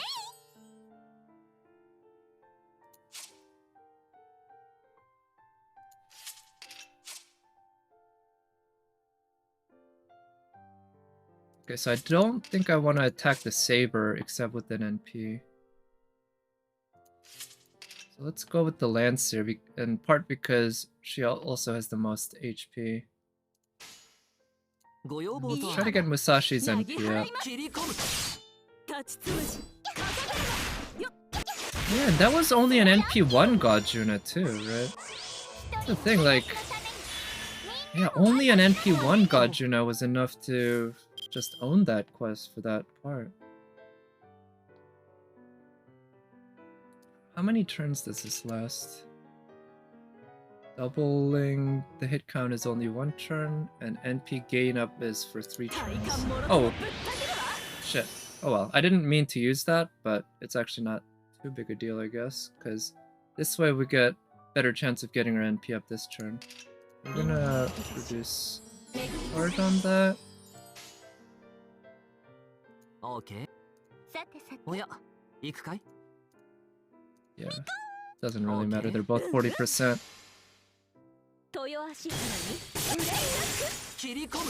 So Musashi might get her. No. Okay, that's fine. Oh, what? Come on, come the fuck on, using that again? Alright, well I should use this even though it has some pretty major demerits. It does have a guts though. What is it? Yeah, guts for 3 turns on a 6-turn cooldown.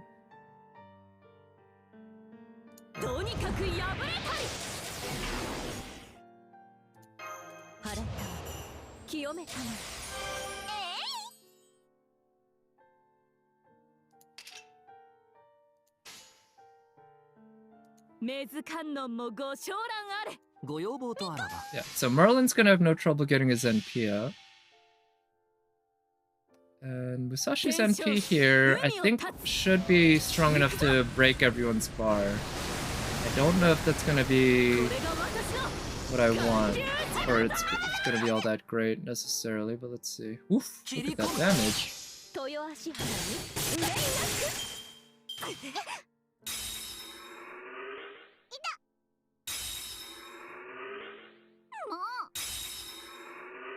And we got an NP sealed too on the Saber one, huh? That's good.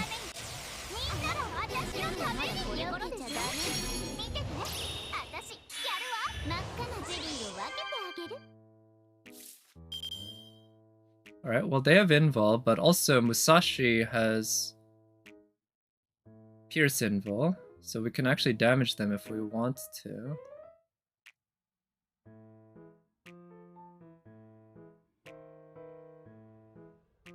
This is Invul.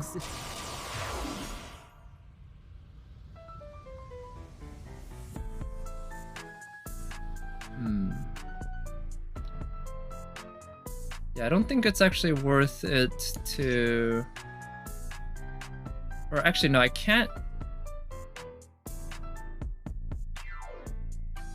I'm gonna use this on Musashi so that she doesn't get killed by the curse. I can't use Merlin's NP though, now.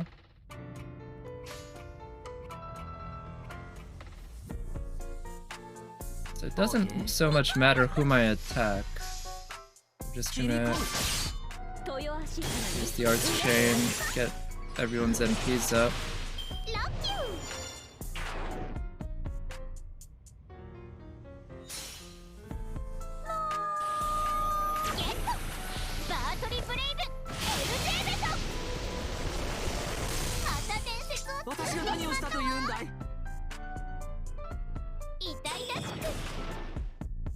Okay, can live with that.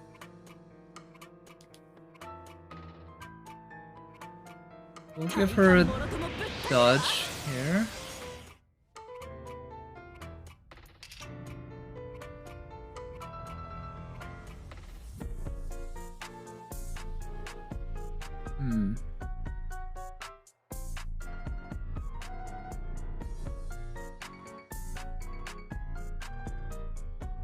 The thing I'm worried about here is that Lancer Ellie will kill everyone with her NP, essentially.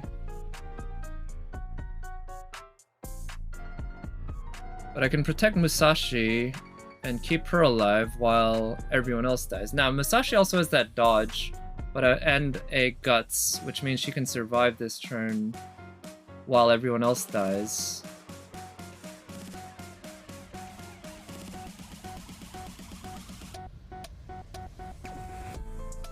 I can also use the cooldown reduction on Tamamo and remove... Yeah, and reduce the enemy NP by a tick, but... You know what? I think it's actually better to do this and use their NPs. Yeah, I'm gonna buff her. And then...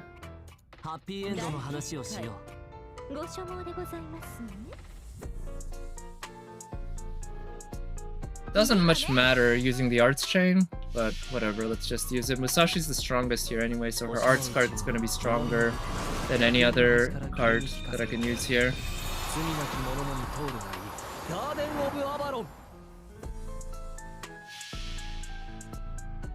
the cooldown reduction and the heal from Amamo's NP is gonna be pretty useful for Musashi here before these supports end up going away.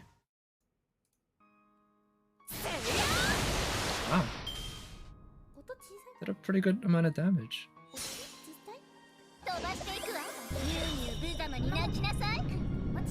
So Musashi's gonna be able to NP next turn. God damn. Oh wow, somehow Merlin tanked that, huh? Well, let's do this. Merlin's gonna die this turn.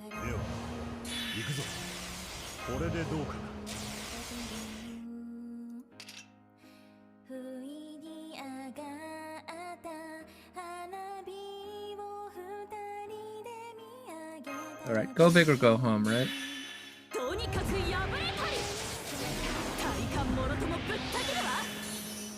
We're gonna try to kill the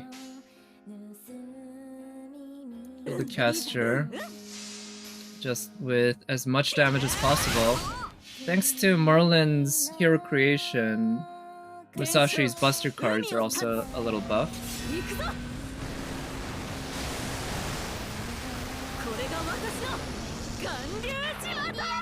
How much damage was that? Oof, not enough to kill the caster, huh? Not nearly enough.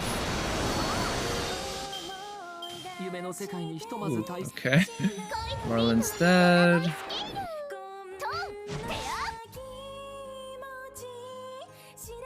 Okay, so now our NP's gonna activate Georgius's guts.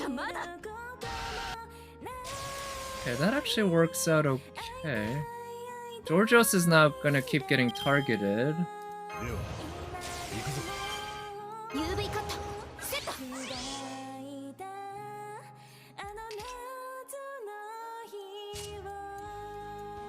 She doesn't have her dodge up, so let's activate that.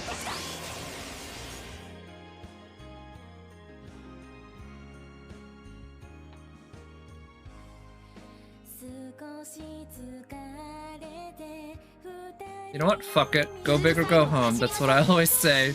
We're gonna use Musashi's Arts Brave Chain. I'm hoping that this is gonna be enough to actually end the fight. We'll see. Man, I do love Musashi's legs in this outfit. Just those thigh highs, and I'm usually not a big fan of heals, but those heals work on her.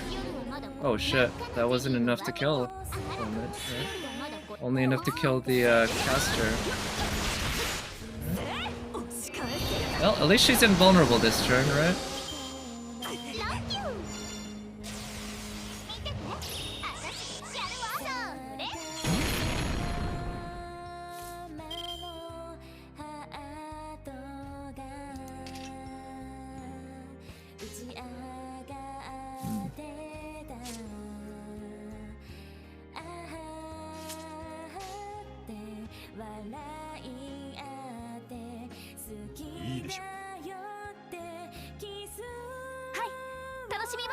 Okay, yeah, gonna go for this to try to help Musashi get her NP up. Not enough, certainly, but it helped a little.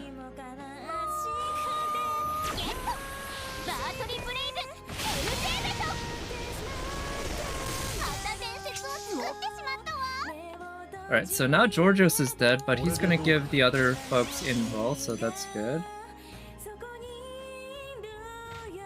Now, yeah, support Narrow Bride.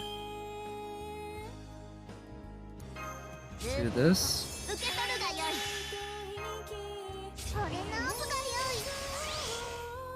And we'll use this to protect everyone, just in case, but there's a high chance that we're gonna be able to win this on this turn.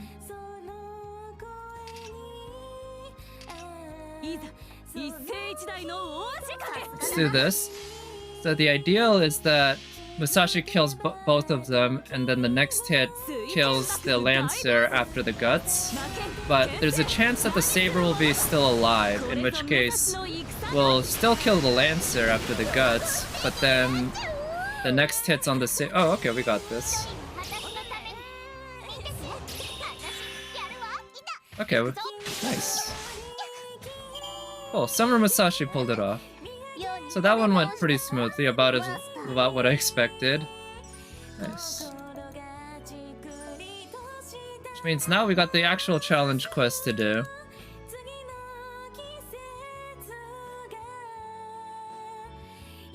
Alright, so I don't know how many tries it took for the other one. It was like 5+, I think. Something like that. Maybe 4 or 5, actually. It wasn't that many, but each one took a while. This one took 1 try. To be fair, I had already beaten this on my NA account before, so I really had a very good idea of what it was gonna be like and had a pretty good tactic going in.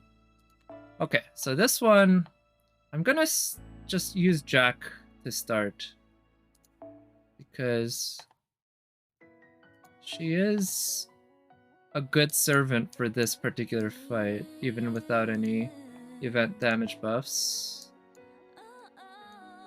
And let's use her.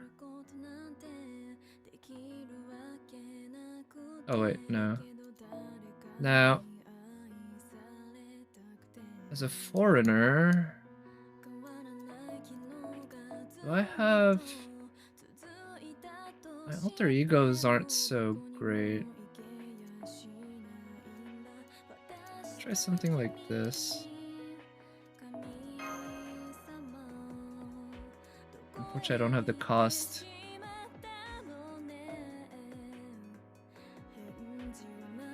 I could use another taunter.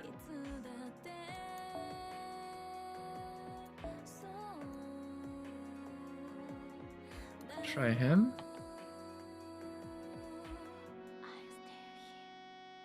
Honestly, Georgios is just probably better, straight up better. Try this then.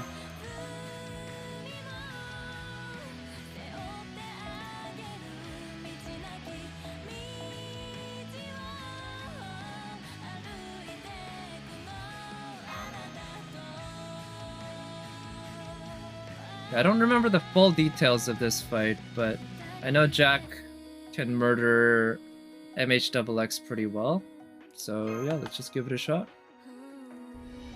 And we can figure things out as we go.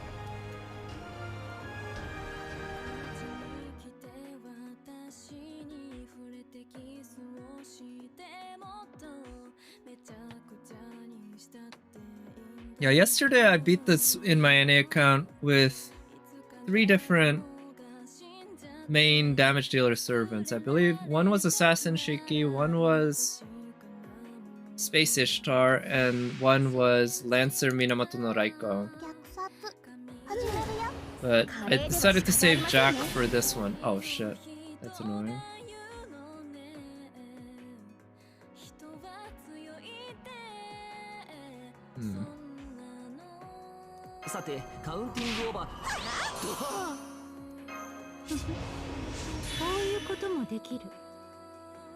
Okay, what am I gonna do? How do I protect her?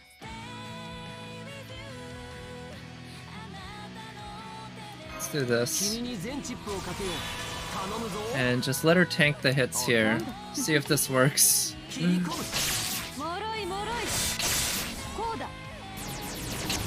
have to cleanse the stun off MHXX. Yeah, I'm thinking of doing that, but I'm thinking that maybe Jack can tank it, and we have heals on low cooldown, right? Jack has a 4-turn cooldown heal, which is pretty nice. Unfortunately, the card RNG isn't with me, but next turn we'll get a lot of Jack cards, that's for sure.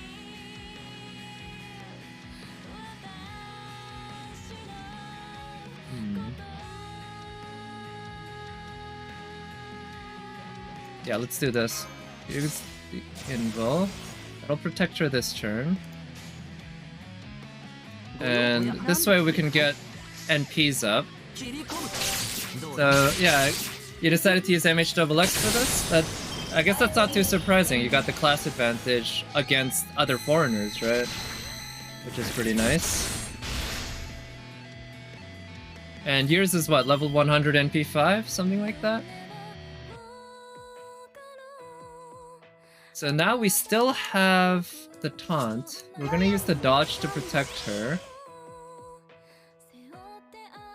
Gonna use this. And do that. Try to cycle her NP. Oh yeah, and the event damage bonus too. Right, I forgot about that. Because she is an event servant, exactly. Come on, Jack. Anti-female. Pierce defense. Good. Or ignore defense. Lots of crit stars. Nice. Good job, Jack. That's my little lolly. That's exactly what you're supposed to do.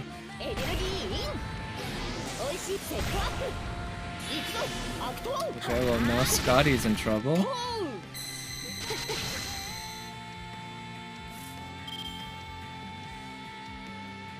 Well, Scotty dying wouldn't be the worst thing in the world, but maybe I can have her use her NP before she goes.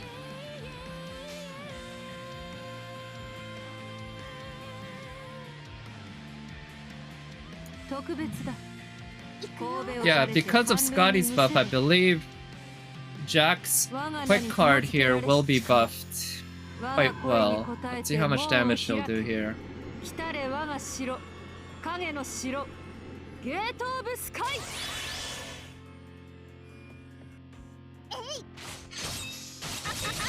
Nice. Not bad.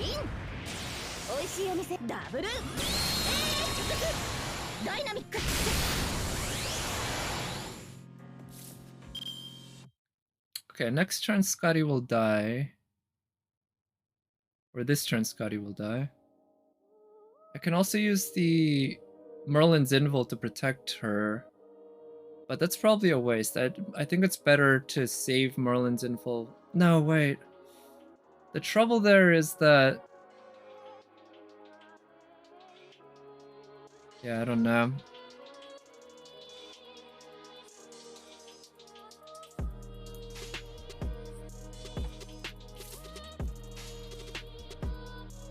Yeah, let's do this. I'll let Scotty die.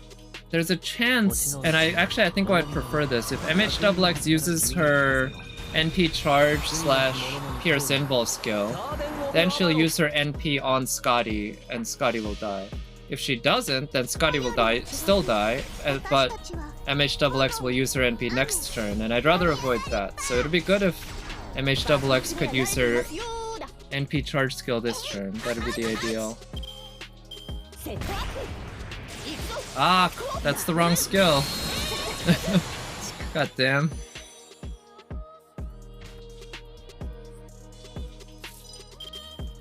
Well, at least we can make her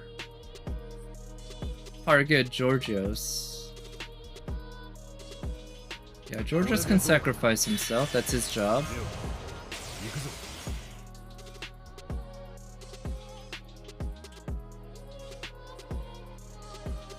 Now, do I use Merlin's first skill for the extra NP charge and damage?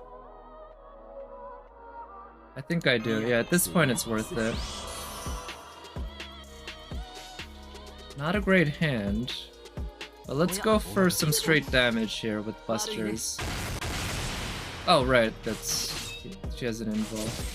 Oh, I wasn't gonna gain much NP anyway, right, because of the buster cards. So it's not a big loss.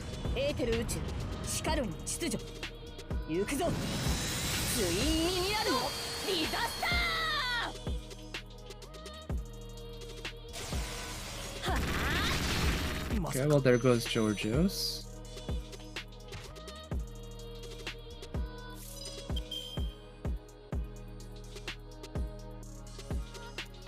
Use the defense buff.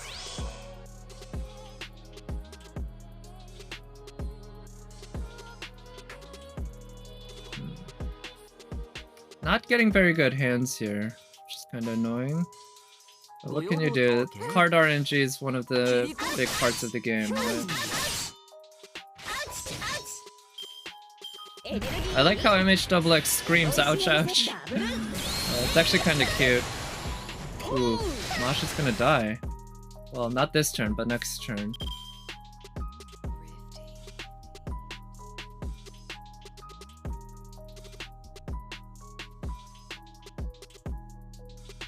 I could use Mosh's invul.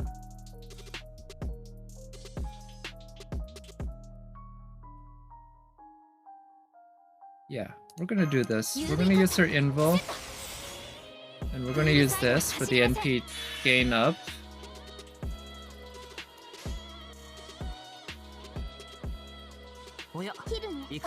Use the arts chain, and Mosh will get her NP up, maybe even 200%, I don't know. But it'll be good. Okay. With MHXX's attacks... Okay, yeah. And now Mosh will use her NP before she goes. In fact, I could have it overcharged quite a bit if I really wanted to.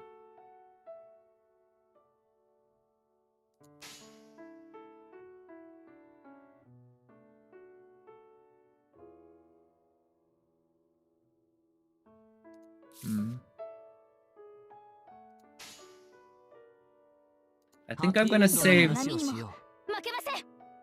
I'm gonna save Jack's NP for a little later, because I want MHXX to be as close to 8.5 mil... or no, 850k as possible before I try to burst her down, because after her HP goes below that, she starts charging her NP to full every turn, and that is an absolute bitch to deal with. And I just remembered, I should have brought either Nero or Heracles, or both, because their triple guts actually is very, very good against the permanent taunt that this MHXX puts. Okay, well there goes Mosh.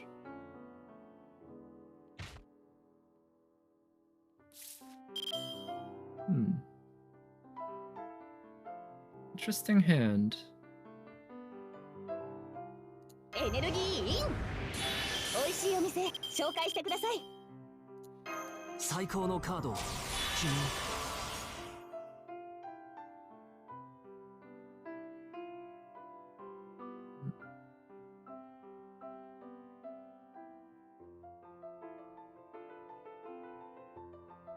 I'll save her invul.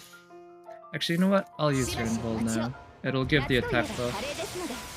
I don't expect MHXX to be able to NP, so I'm gonna use just her Brave Chain, see how much damage she can do here. Ooh, nice. Okay, Buster crit.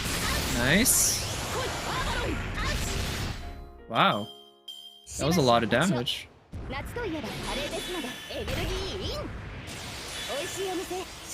Wait, who is she gonna target? I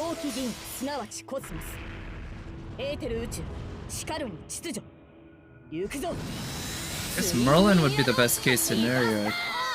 But who is it? Was that Jack? I think that was Jack. Yeah, shit. Oh, that's annoying. Well, now I'm reliant on MHXX to finish the job here.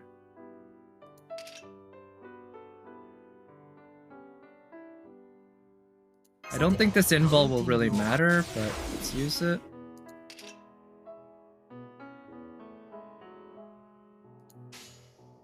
And let's go for straight damage. Again, I don't think MHXX's NP is actually in the cards. But I really think I can handle this with one turn.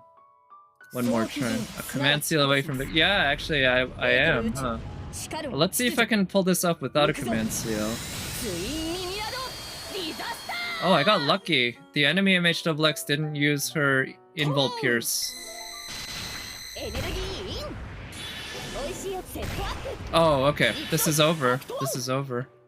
MHXX is gonna murder MHXX. Here.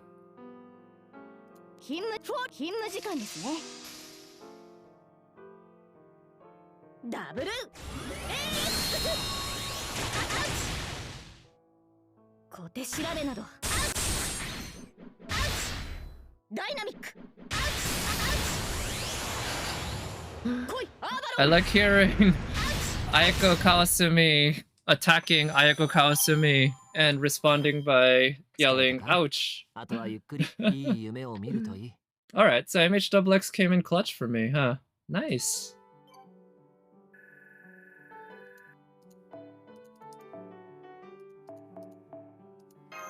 Yeah, I think I'm gonna do at least one more run of this and then end the stream.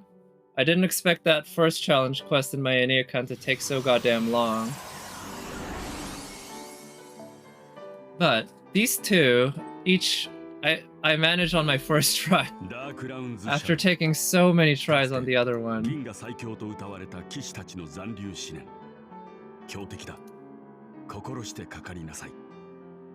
So I still need to farm a bunch more of the Artorium because I need 1,000 to buy this. I still have plenty of farming to do in terms, especially the gold currency anyway, so either way I was going to be farming. But let's do another run of the challenge quest. So I'm thinking it'll be good to have somebody who can pierce defense, right? I'm just thinking, does Musashi pierce defense with her, or ignore defense with her NP? She might not.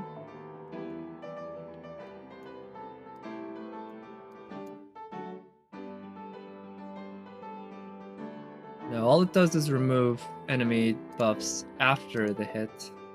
So Musashi's not a great choice. That said, she's still a viable option. Guess I could try bringing him along. I haven't actually used him, like, properly in any fight. Unfortunately, his skill levels are low, which means he's probably not a great choice, but I could still try him. Yeah, I think I'd like to at least try using him. Also, she doesn't have any pierce defense or pierce invul abilities, does she?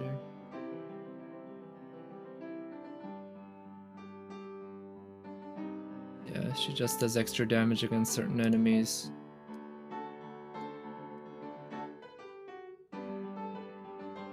And other anti-female servants, Jack... I guess there's Carmilla, but there's actually...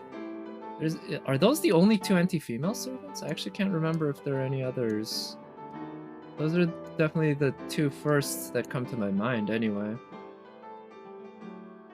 I could also try Kirke. Neat thing about Kirke is that she turns the enemies into eggs, but a lot of challenge quest enemies are immune to that. I don't know what's the case for this one.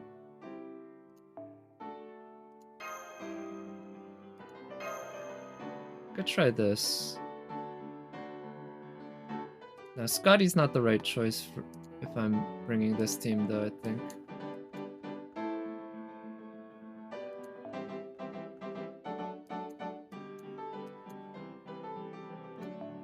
Unfortunately, not that many people have Maximum Broken this damage CE, and the ones they do usually put on Scotty, huh? But let's just go with Merlin and maybe Merlin Waver? I haven't used Waver today for challenge quests.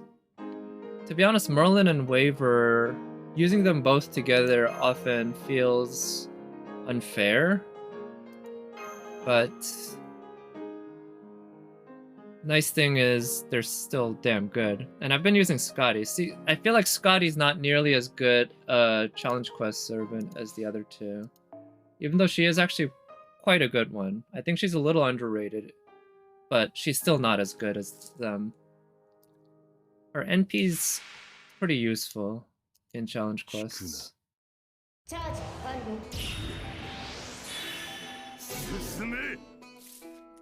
guess I can live with that.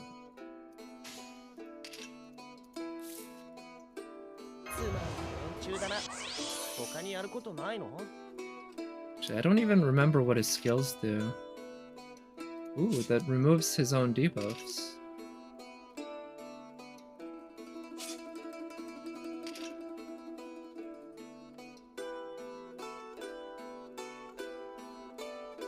Okay. See. let's use that on him. And we'll do this. Oh shit, I forgot. It's against the foreigner. I don't want to take a fucking berserker against the foreigner, right? Okay. Let's see how long Hijikata can last here. Completely blanked on that. The fact that Hijikata is gonna do way less damage than any other servant, rather than the other way around. Yeah, let's still have some fun and see how well he can do. Relax, relax.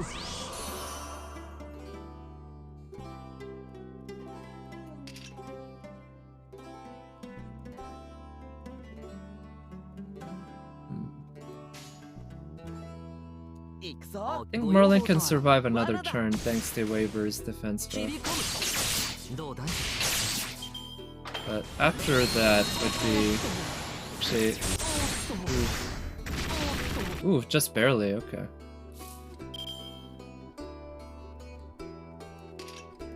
Here, let's do that. Let's try that.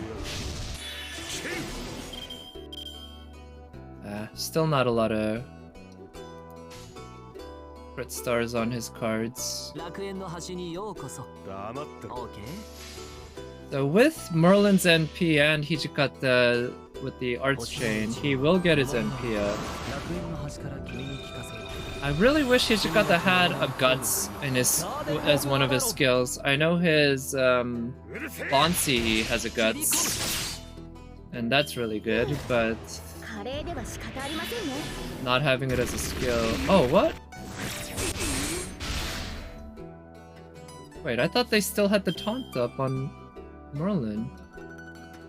Well, let's remove that.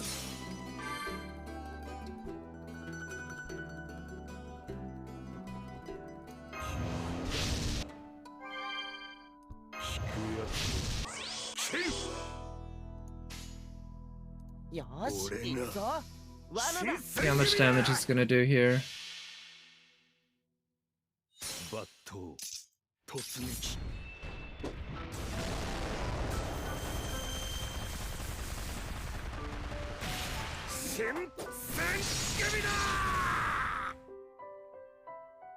Not too bad, but it still would take 2 of those NPs just to...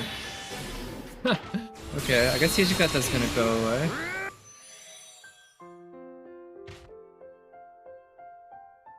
Alright, let's just try a different setup. I don't feel like wasting time. Let's see, instead of Hijikata then, I could take somebody like... an alter ego, like... what's her name? Liz. Mecha Liz. That's always a viable strategy, but... I was thinking she could be fun.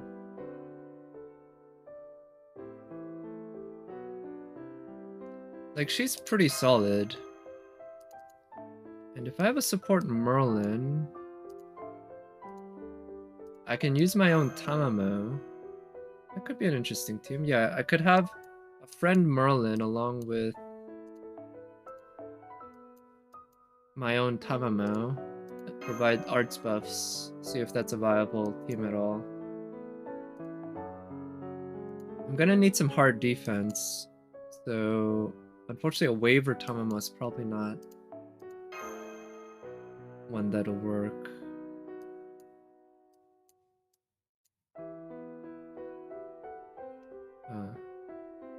She's AoE, isn't she? Yeah, I don't think she's the right choice. Come on, can I find the Merlin again? Or the Tamamo who's 10-10-10 would be nice. So annoying seeing people have Tamamo, Scotty, or Merlin without being 10-10-10. Scotty, I think you can get away with 10-9-10, but anything less than that, you're just like, why are you even putting them on your support list? You're polluting everyone else's supports. I guess I could also try Scotty. Scotty has hard defense. It's just annoying to try to get up because it's reliant on her NP. And she doesn't offer that much else in terms of support.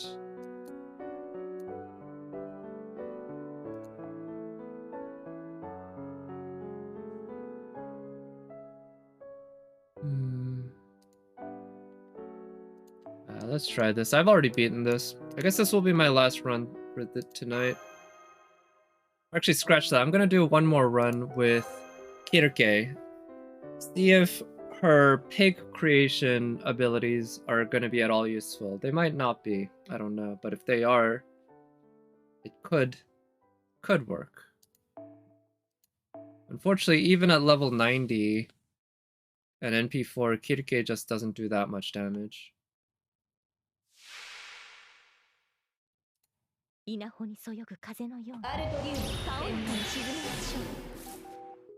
Okay, fun. Ay.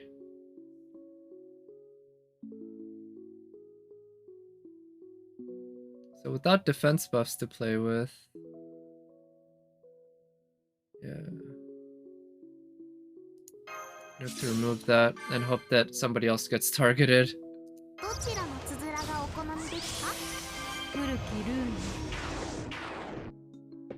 try to get Tamamo's NP going.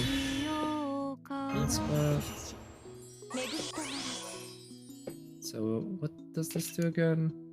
Defense down, crit star drop down, an HP. Yeah, I don't need the HP yet, so let's save that. And maybe I should have tried to charge Scotty's NP so that I can use the NP for the dodge. Okay, that's okay.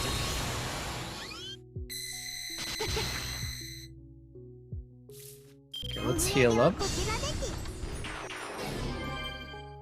Oh wait, that only heals the enemy? I thought it healed everyone. Maybe it's a different skill. Do that. Help Scotty stay alive.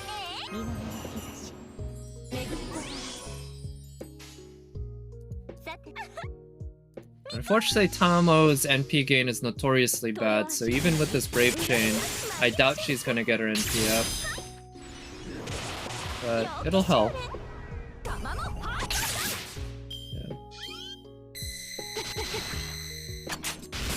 Okay, please don't crit. Oof, just barely.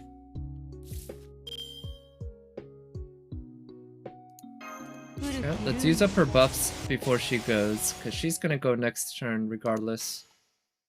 But let's use her NP. And do that. So Tamamo's gonna get her NP up, so I can use her NP, reduce cooldowns next turn. Scotty will die. It'll bring up Giorgio, who can now then taunt.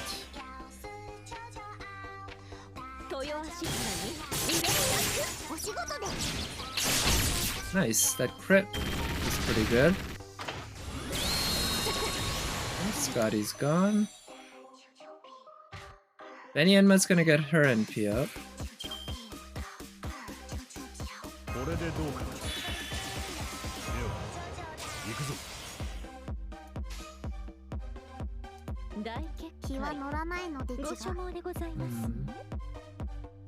Yeah, let's try to get Tamamo's NP back up. I think it'd be good to just use her NP a bunch. That's really how you win these things.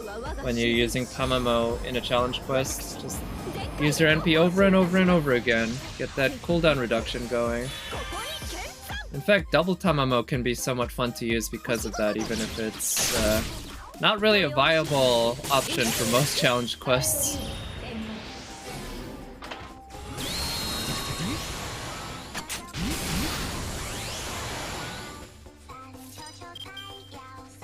Don't need to use the dodge because Georges is gonna take everything.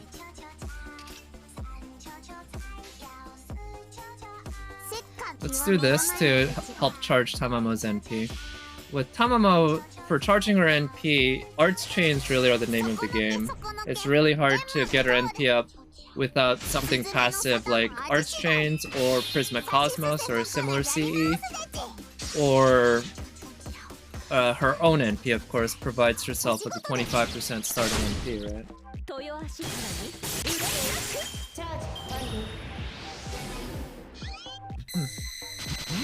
She keeps wasting one move with the stun, which I ain't complaining about that.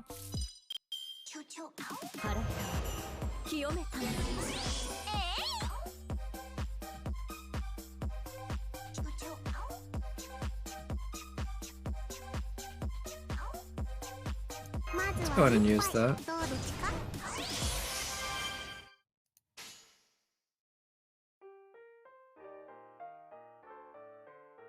I'm gonna see if this is enough to get Tamamo's NP up. 11% I think is doable with this chain. Oh, it's definitely doable. Okay. Just barely. Just barely. She managed to get 13%. Don't kill him. Yes. Okay. Oh, wait. Shit. I think it would have been better if she did kill him. Okay. I guess I'll take that. I'll use her dodge just to help her.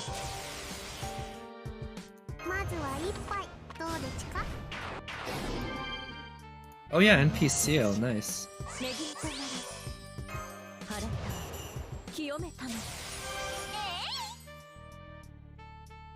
And we'll use Brave Chain for Tamamo. Try to cycle her NP. And we'll reduce cooldowns. The healing doesn't really matter because Georgios is gonna die soon anyway. But the cooldown reduction for everyone, that's gonna be very nice.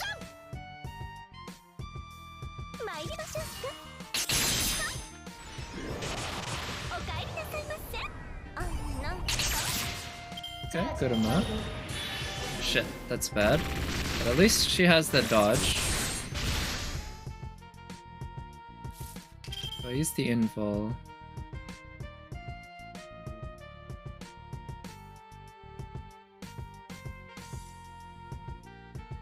I'm gonna use this for the heal right now anyway.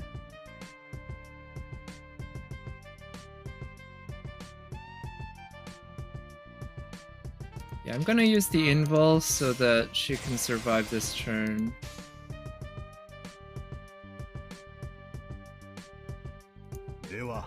I'm gonna do this so that Tamamo... Like, that hand wasn't good, but this way I can help get Tamamo's NP back up. And I believe... does MHXX have the dragon trait? I think she might not... She might already have the dragon trait because she's based on Saber. I don't know. But now she does. But it doesn't really matter, because I don't have anything useful against dragons anyway. You believe she does? Okay, thanks. So, Georgios' NP ended up being pretty redundant, but whatever. All Sabers have the heart of the red dragon, I see. Even the MHX versions. Yeah, that would make sense.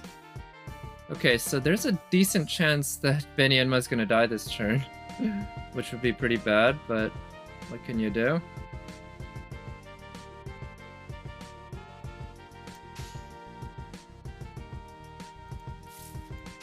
Don't have any skills that I can use. Do this. Yeah, maybe I should have put Tamamo's card last, but I think having that extra damage from Benyenma would be worth it.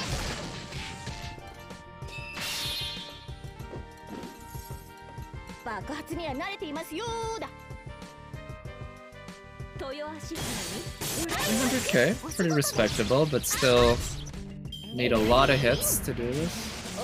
Okay,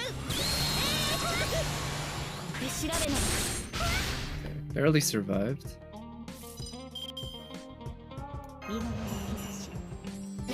But next turn she's gone. The RNG has been pretty bad in terms of... Wait. Okay.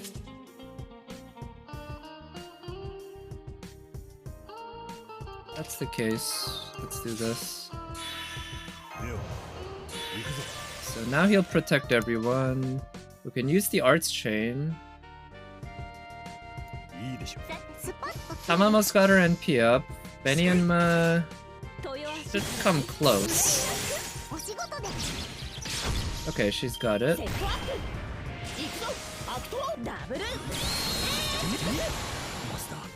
And unfortunately, I didn't have Georgios' Bounty because I needed room for the damage CE.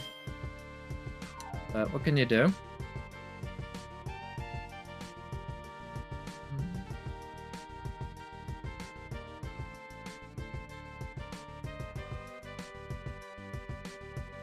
Use that.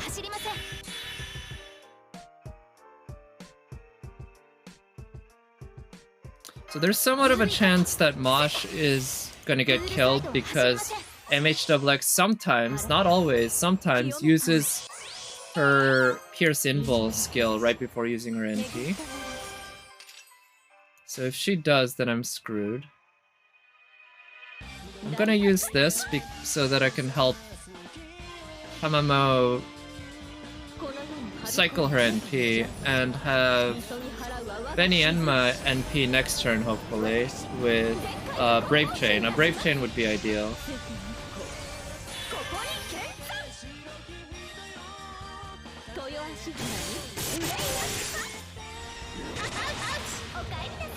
Alright, a good amount of refund.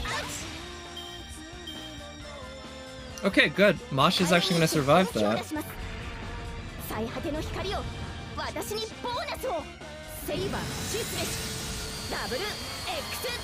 Now, it might have been preferable for Mosh to die anyway. Not 100% sure what was the better result, but whatever, it's okay.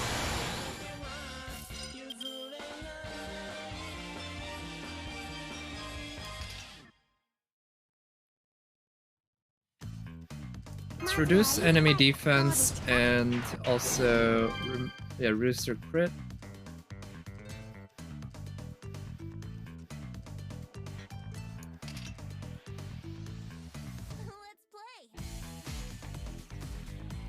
I'm rolling the dice here a little. I am really hoping that... Yeah, I'm really hoping that Benny Enma's not going to get killed this turn. I'm hoping with Mosh's defense buff, unless I get really unlucky, Benny Enma should be able to survive this turn, even with 1 or 2 hits. 3 hits, I don't think she'll survive, but that's very unlikely. And if 2 hits, with one of them being a crit, probably not going to survive that either.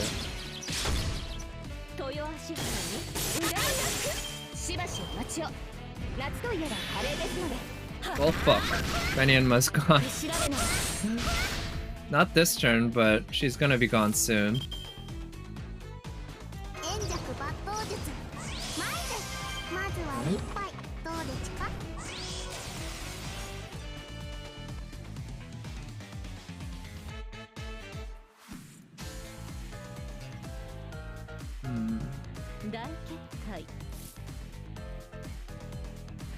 I really wish Benny Enma had just 3 more percentage points of NP. Because if she had 74%, then Tamamo could get her NP fully charged with just her NP. I can still do that if I overcharge Tamamo's NP. But I would rather use Mosh's NP overcharged. But anyway, now I have Benny Enma's NP ready to go. But Benny Enma's gonna die in a turn or 2. Which leaves, I believe, just my NP1 Narrow to take care of business. And that is going to be asking for a lot from her. We'll see if she can pull it off. She was mainly there to be support, because with the guts, if she gets taunted put on her, she can buy you 4+ turns. Don't you? Oh, come on. No, Benny Enma's dead. Shit. Yeah, that sucks. So sometimes she uses that Pierce Invul before she NPs, sometimes she doesn't. Alright, this run might be over.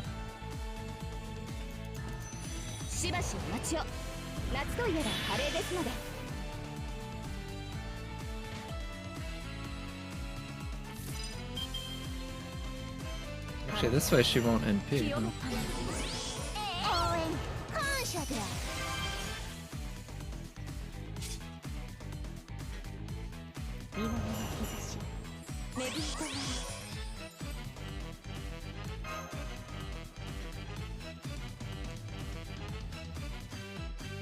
Yeah, let's use it. Why not?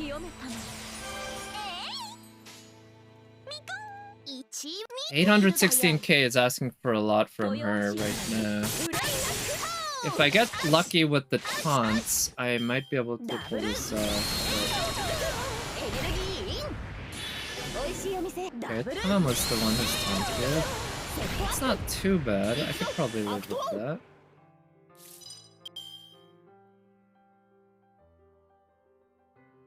Let's just try using that. See if, with all the defense buffs, what happens. But it at least narrows the one with...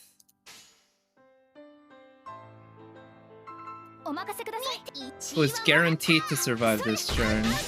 I guess Masha's too, but I could have used Masha's taunt to make it possible for her to die instead of Tamamo, but I think I'm okay with just Tamamo dying. And then maybe I can use Masha's taunt. I don't remember how many turns I had on the cooldown on Masha's taunt.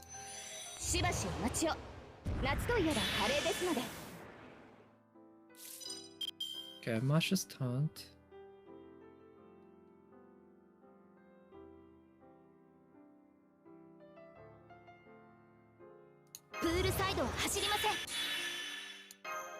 Use that. And Pia. Ooh, nice. They both landed. I don't think I'm gonna have enough time to use the invul or the cooldown reduction, unfortunately.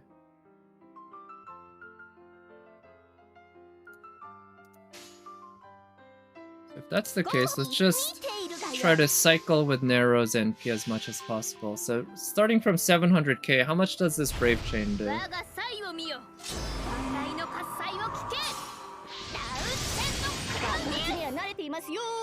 Okay, 155 for the NP, that's not bad. Okay, it did about 250k.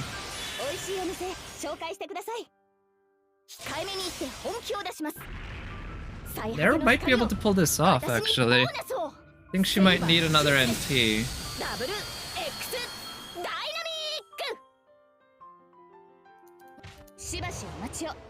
I like how Masha's death animation doesn't actually have her dying. Because, of course, best senpai or best kohai can't die, right? Just from a story point of view. Okay, let's go for Buster Arts. I think that's a good combination of damage and NP gain. Nice, got the crit. So starting at around 450k, she did about 200k. She might be able to do this. She has 3 turns to work with because of how many guts she has. But the next hits aren't going to be quite as strong because she's going to lose her buffs.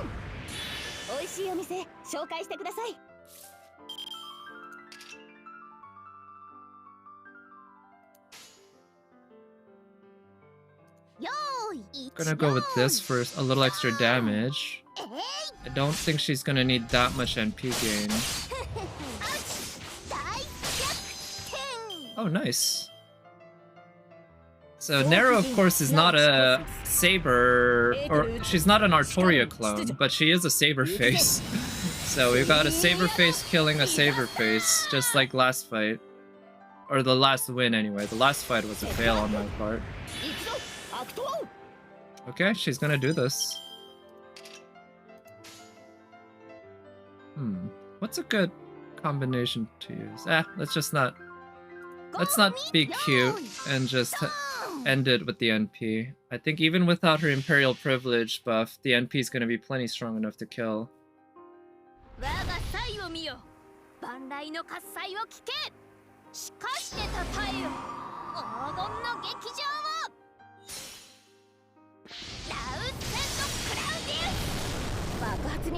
That wasn't plenty enough to kill. That was enough to kill, but not plenty enough. Okay. Well, Nero, again the MVP. She was the MVP for me yesterday multiple times, I think, on this challenge quest. And today, too. That triple guts. It is damn useful. It is damn good. Okay, so now I'm gonna go in with, yes, indeed, Cockroach Saber, just like Cockroach Berserker, right? Speaking of which, I'm gonna take Cockroach Berserker, but besides that, what I'll do is, yeah, use his Bond CE.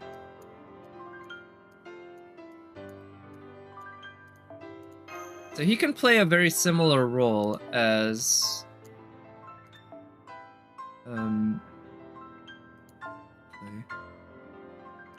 maybe whatever. Waver is really good. Let's just bring him.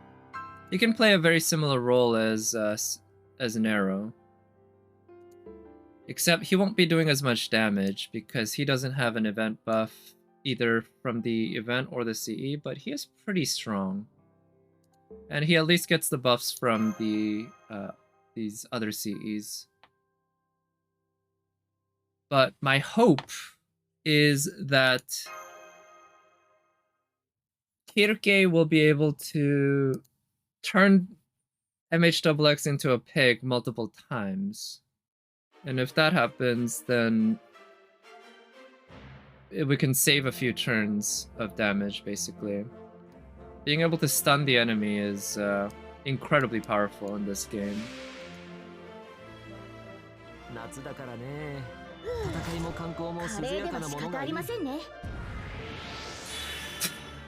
Of course. Of course. Alright, let's see. Do I just have her survive with the defense buff? I think I will. Let's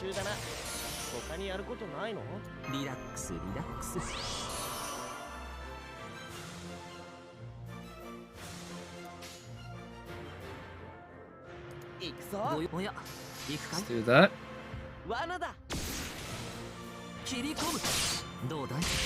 Oh, nice. Merlin already got his NP up.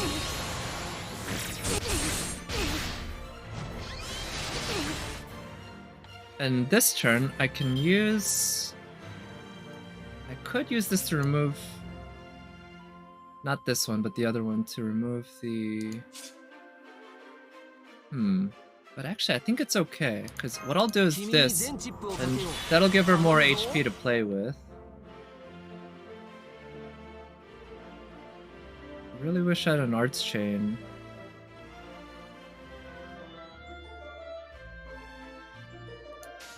I'll use her Brave Chain this turn and use an Arts Chain with Merlin's NP next turn. That would be the ideal. I think that can work out.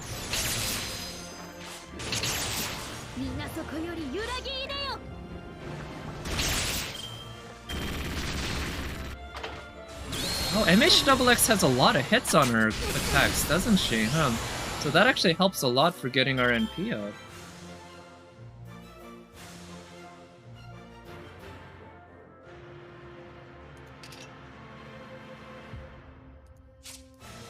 She still has that taunt. Okay, I might do a reset, but I'm kind of curious right now if Kirke's NP is gonna be able to turn her into a pig, because if she can, that would be absolutely huge for making this fight easier, and it would save me this turn of her being attacked because of the taunt. Come on.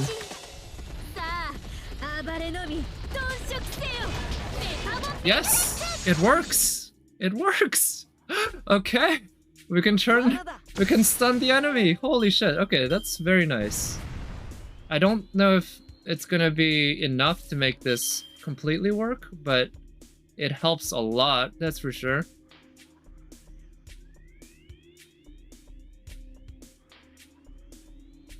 I like the arts chain.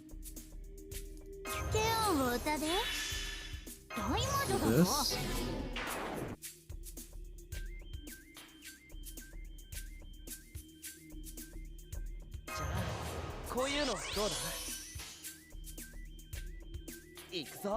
And try to get Merlin's NP up. Yeah, that's what we're going for here.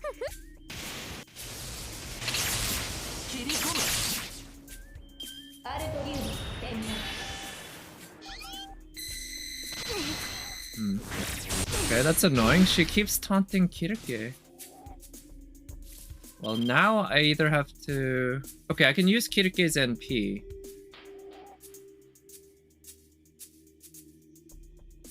Yeah. Or... Alright. So I might reset. I'm gonna roll the dice and reset if the RNG doesn't go my way, but I'm gonna hope that Waver can actually... stun. Come on, stun, land. Yes! Oh man, that is good RNG. Holy cow. Really lucky. Very lucky there. Jeez.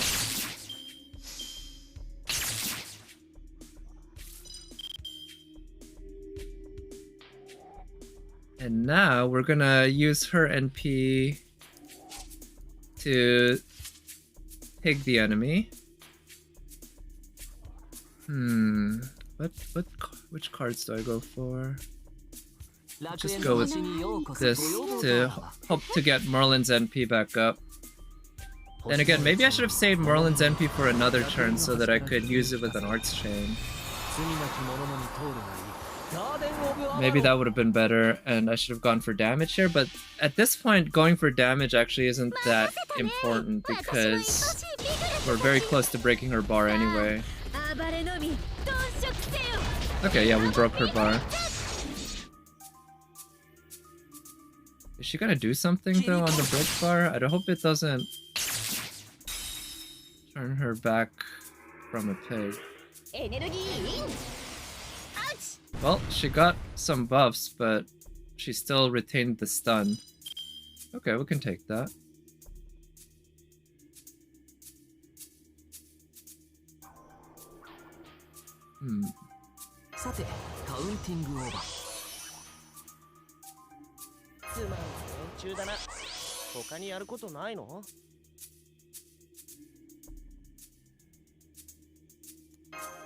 Do that.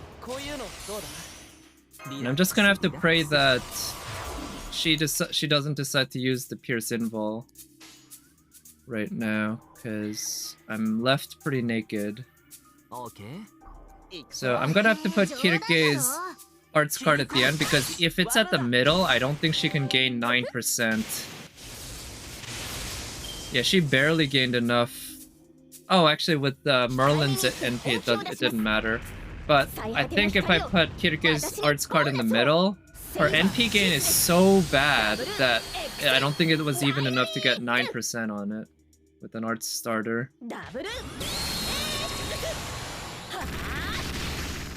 Nice.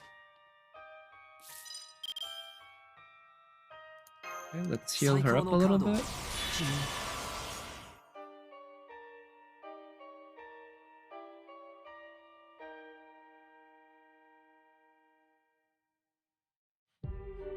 I think now's a good time to use Kirike's Brave Chain here. She'll get her first skill back off cooldown pretty soon. I didn't count. I don't know when it's gonna be, but it's not too far off. So she'll be able to NP again soon. And I think, ideally, I'll probably end up relying on that to charge her NP.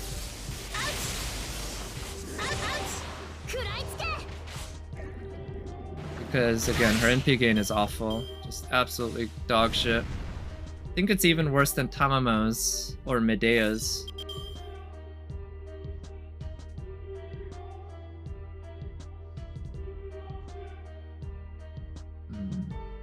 This this puts poison and reduces defense. I'll save it for another time.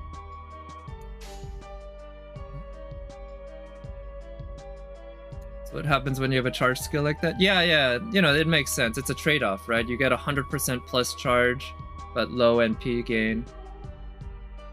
Although I think, what's her name? Titty Monk, she has an 80% NP charge. Obviously not 100%, but it's damn good, right? And it allows her to NP quite well, and she has an NP gain up skill, which is also quite nice. You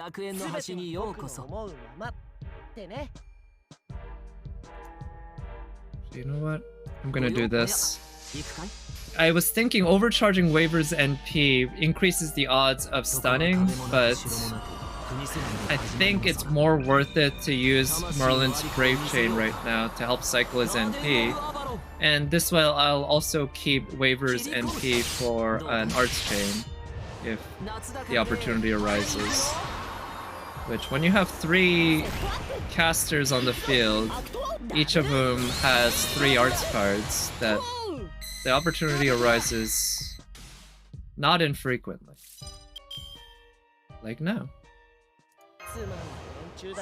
Unfortunately, Waver is now targeted until he dies, but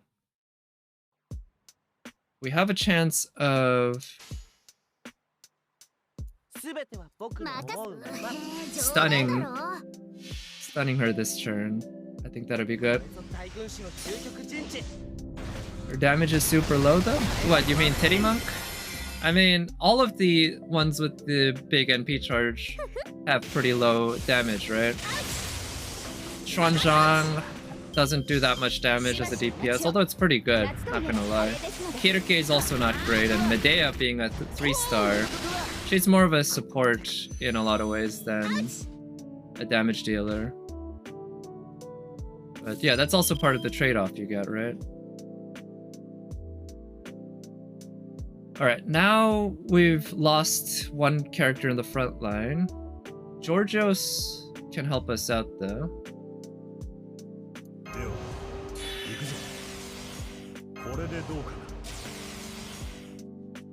That Arts Chain is just a little too... Yeah, I can't damage the enemy this turn anyway.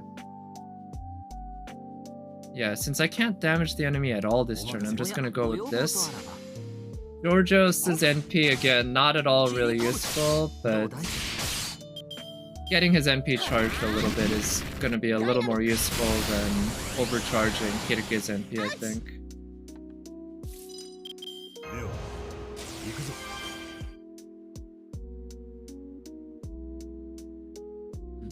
Yeah, let's go ahead and use this.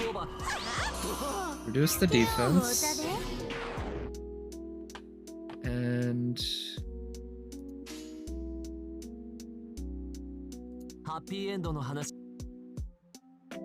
not a great hand. I guess I'll do this for straight damage. Because I'm gonna use Kirike's NP charge skill so that she can NP again next turn. But in the meanwhile, just doing damage with the arts card's gonna be okay. So the arts NP gain is gonna be pretty much wasted.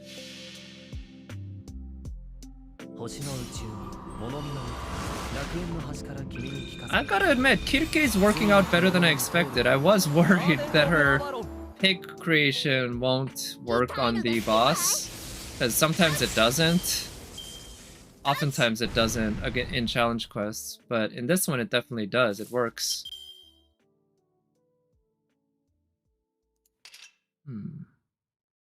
I will charge her NP, but maybe...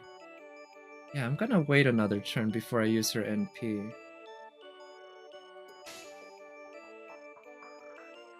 Because that way I can use the hero creation on Merlin.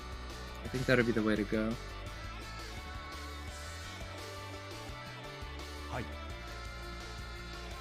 Do I go for damage?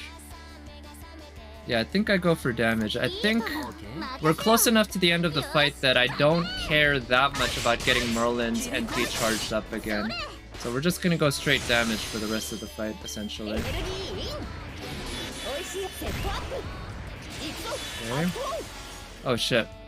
So there's a chance that Kirike is gonna die here, which means I'm gonna be kind of reliant on Hark to finish the job. Let's see if he what happens here. I think, was that Georgios? Please let that be Georgios. That would be the ideal. Yes! Oh wait, Georgios had the taunt up, right? Okay, in that case, I should have just, yeah, there was no question that it was gonna be Georgios.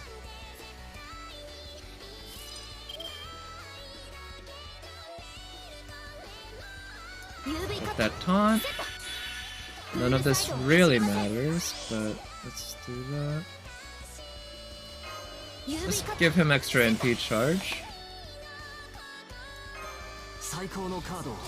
I really wish the crit stars had RNG had gone a little differently. If Kirike had a 100% crit here, that would be pretty humongous in terms of the use. Oh wait, I forgot. Shit. Kirike's NP is gonna... Okay, depending on the case, I might reset here.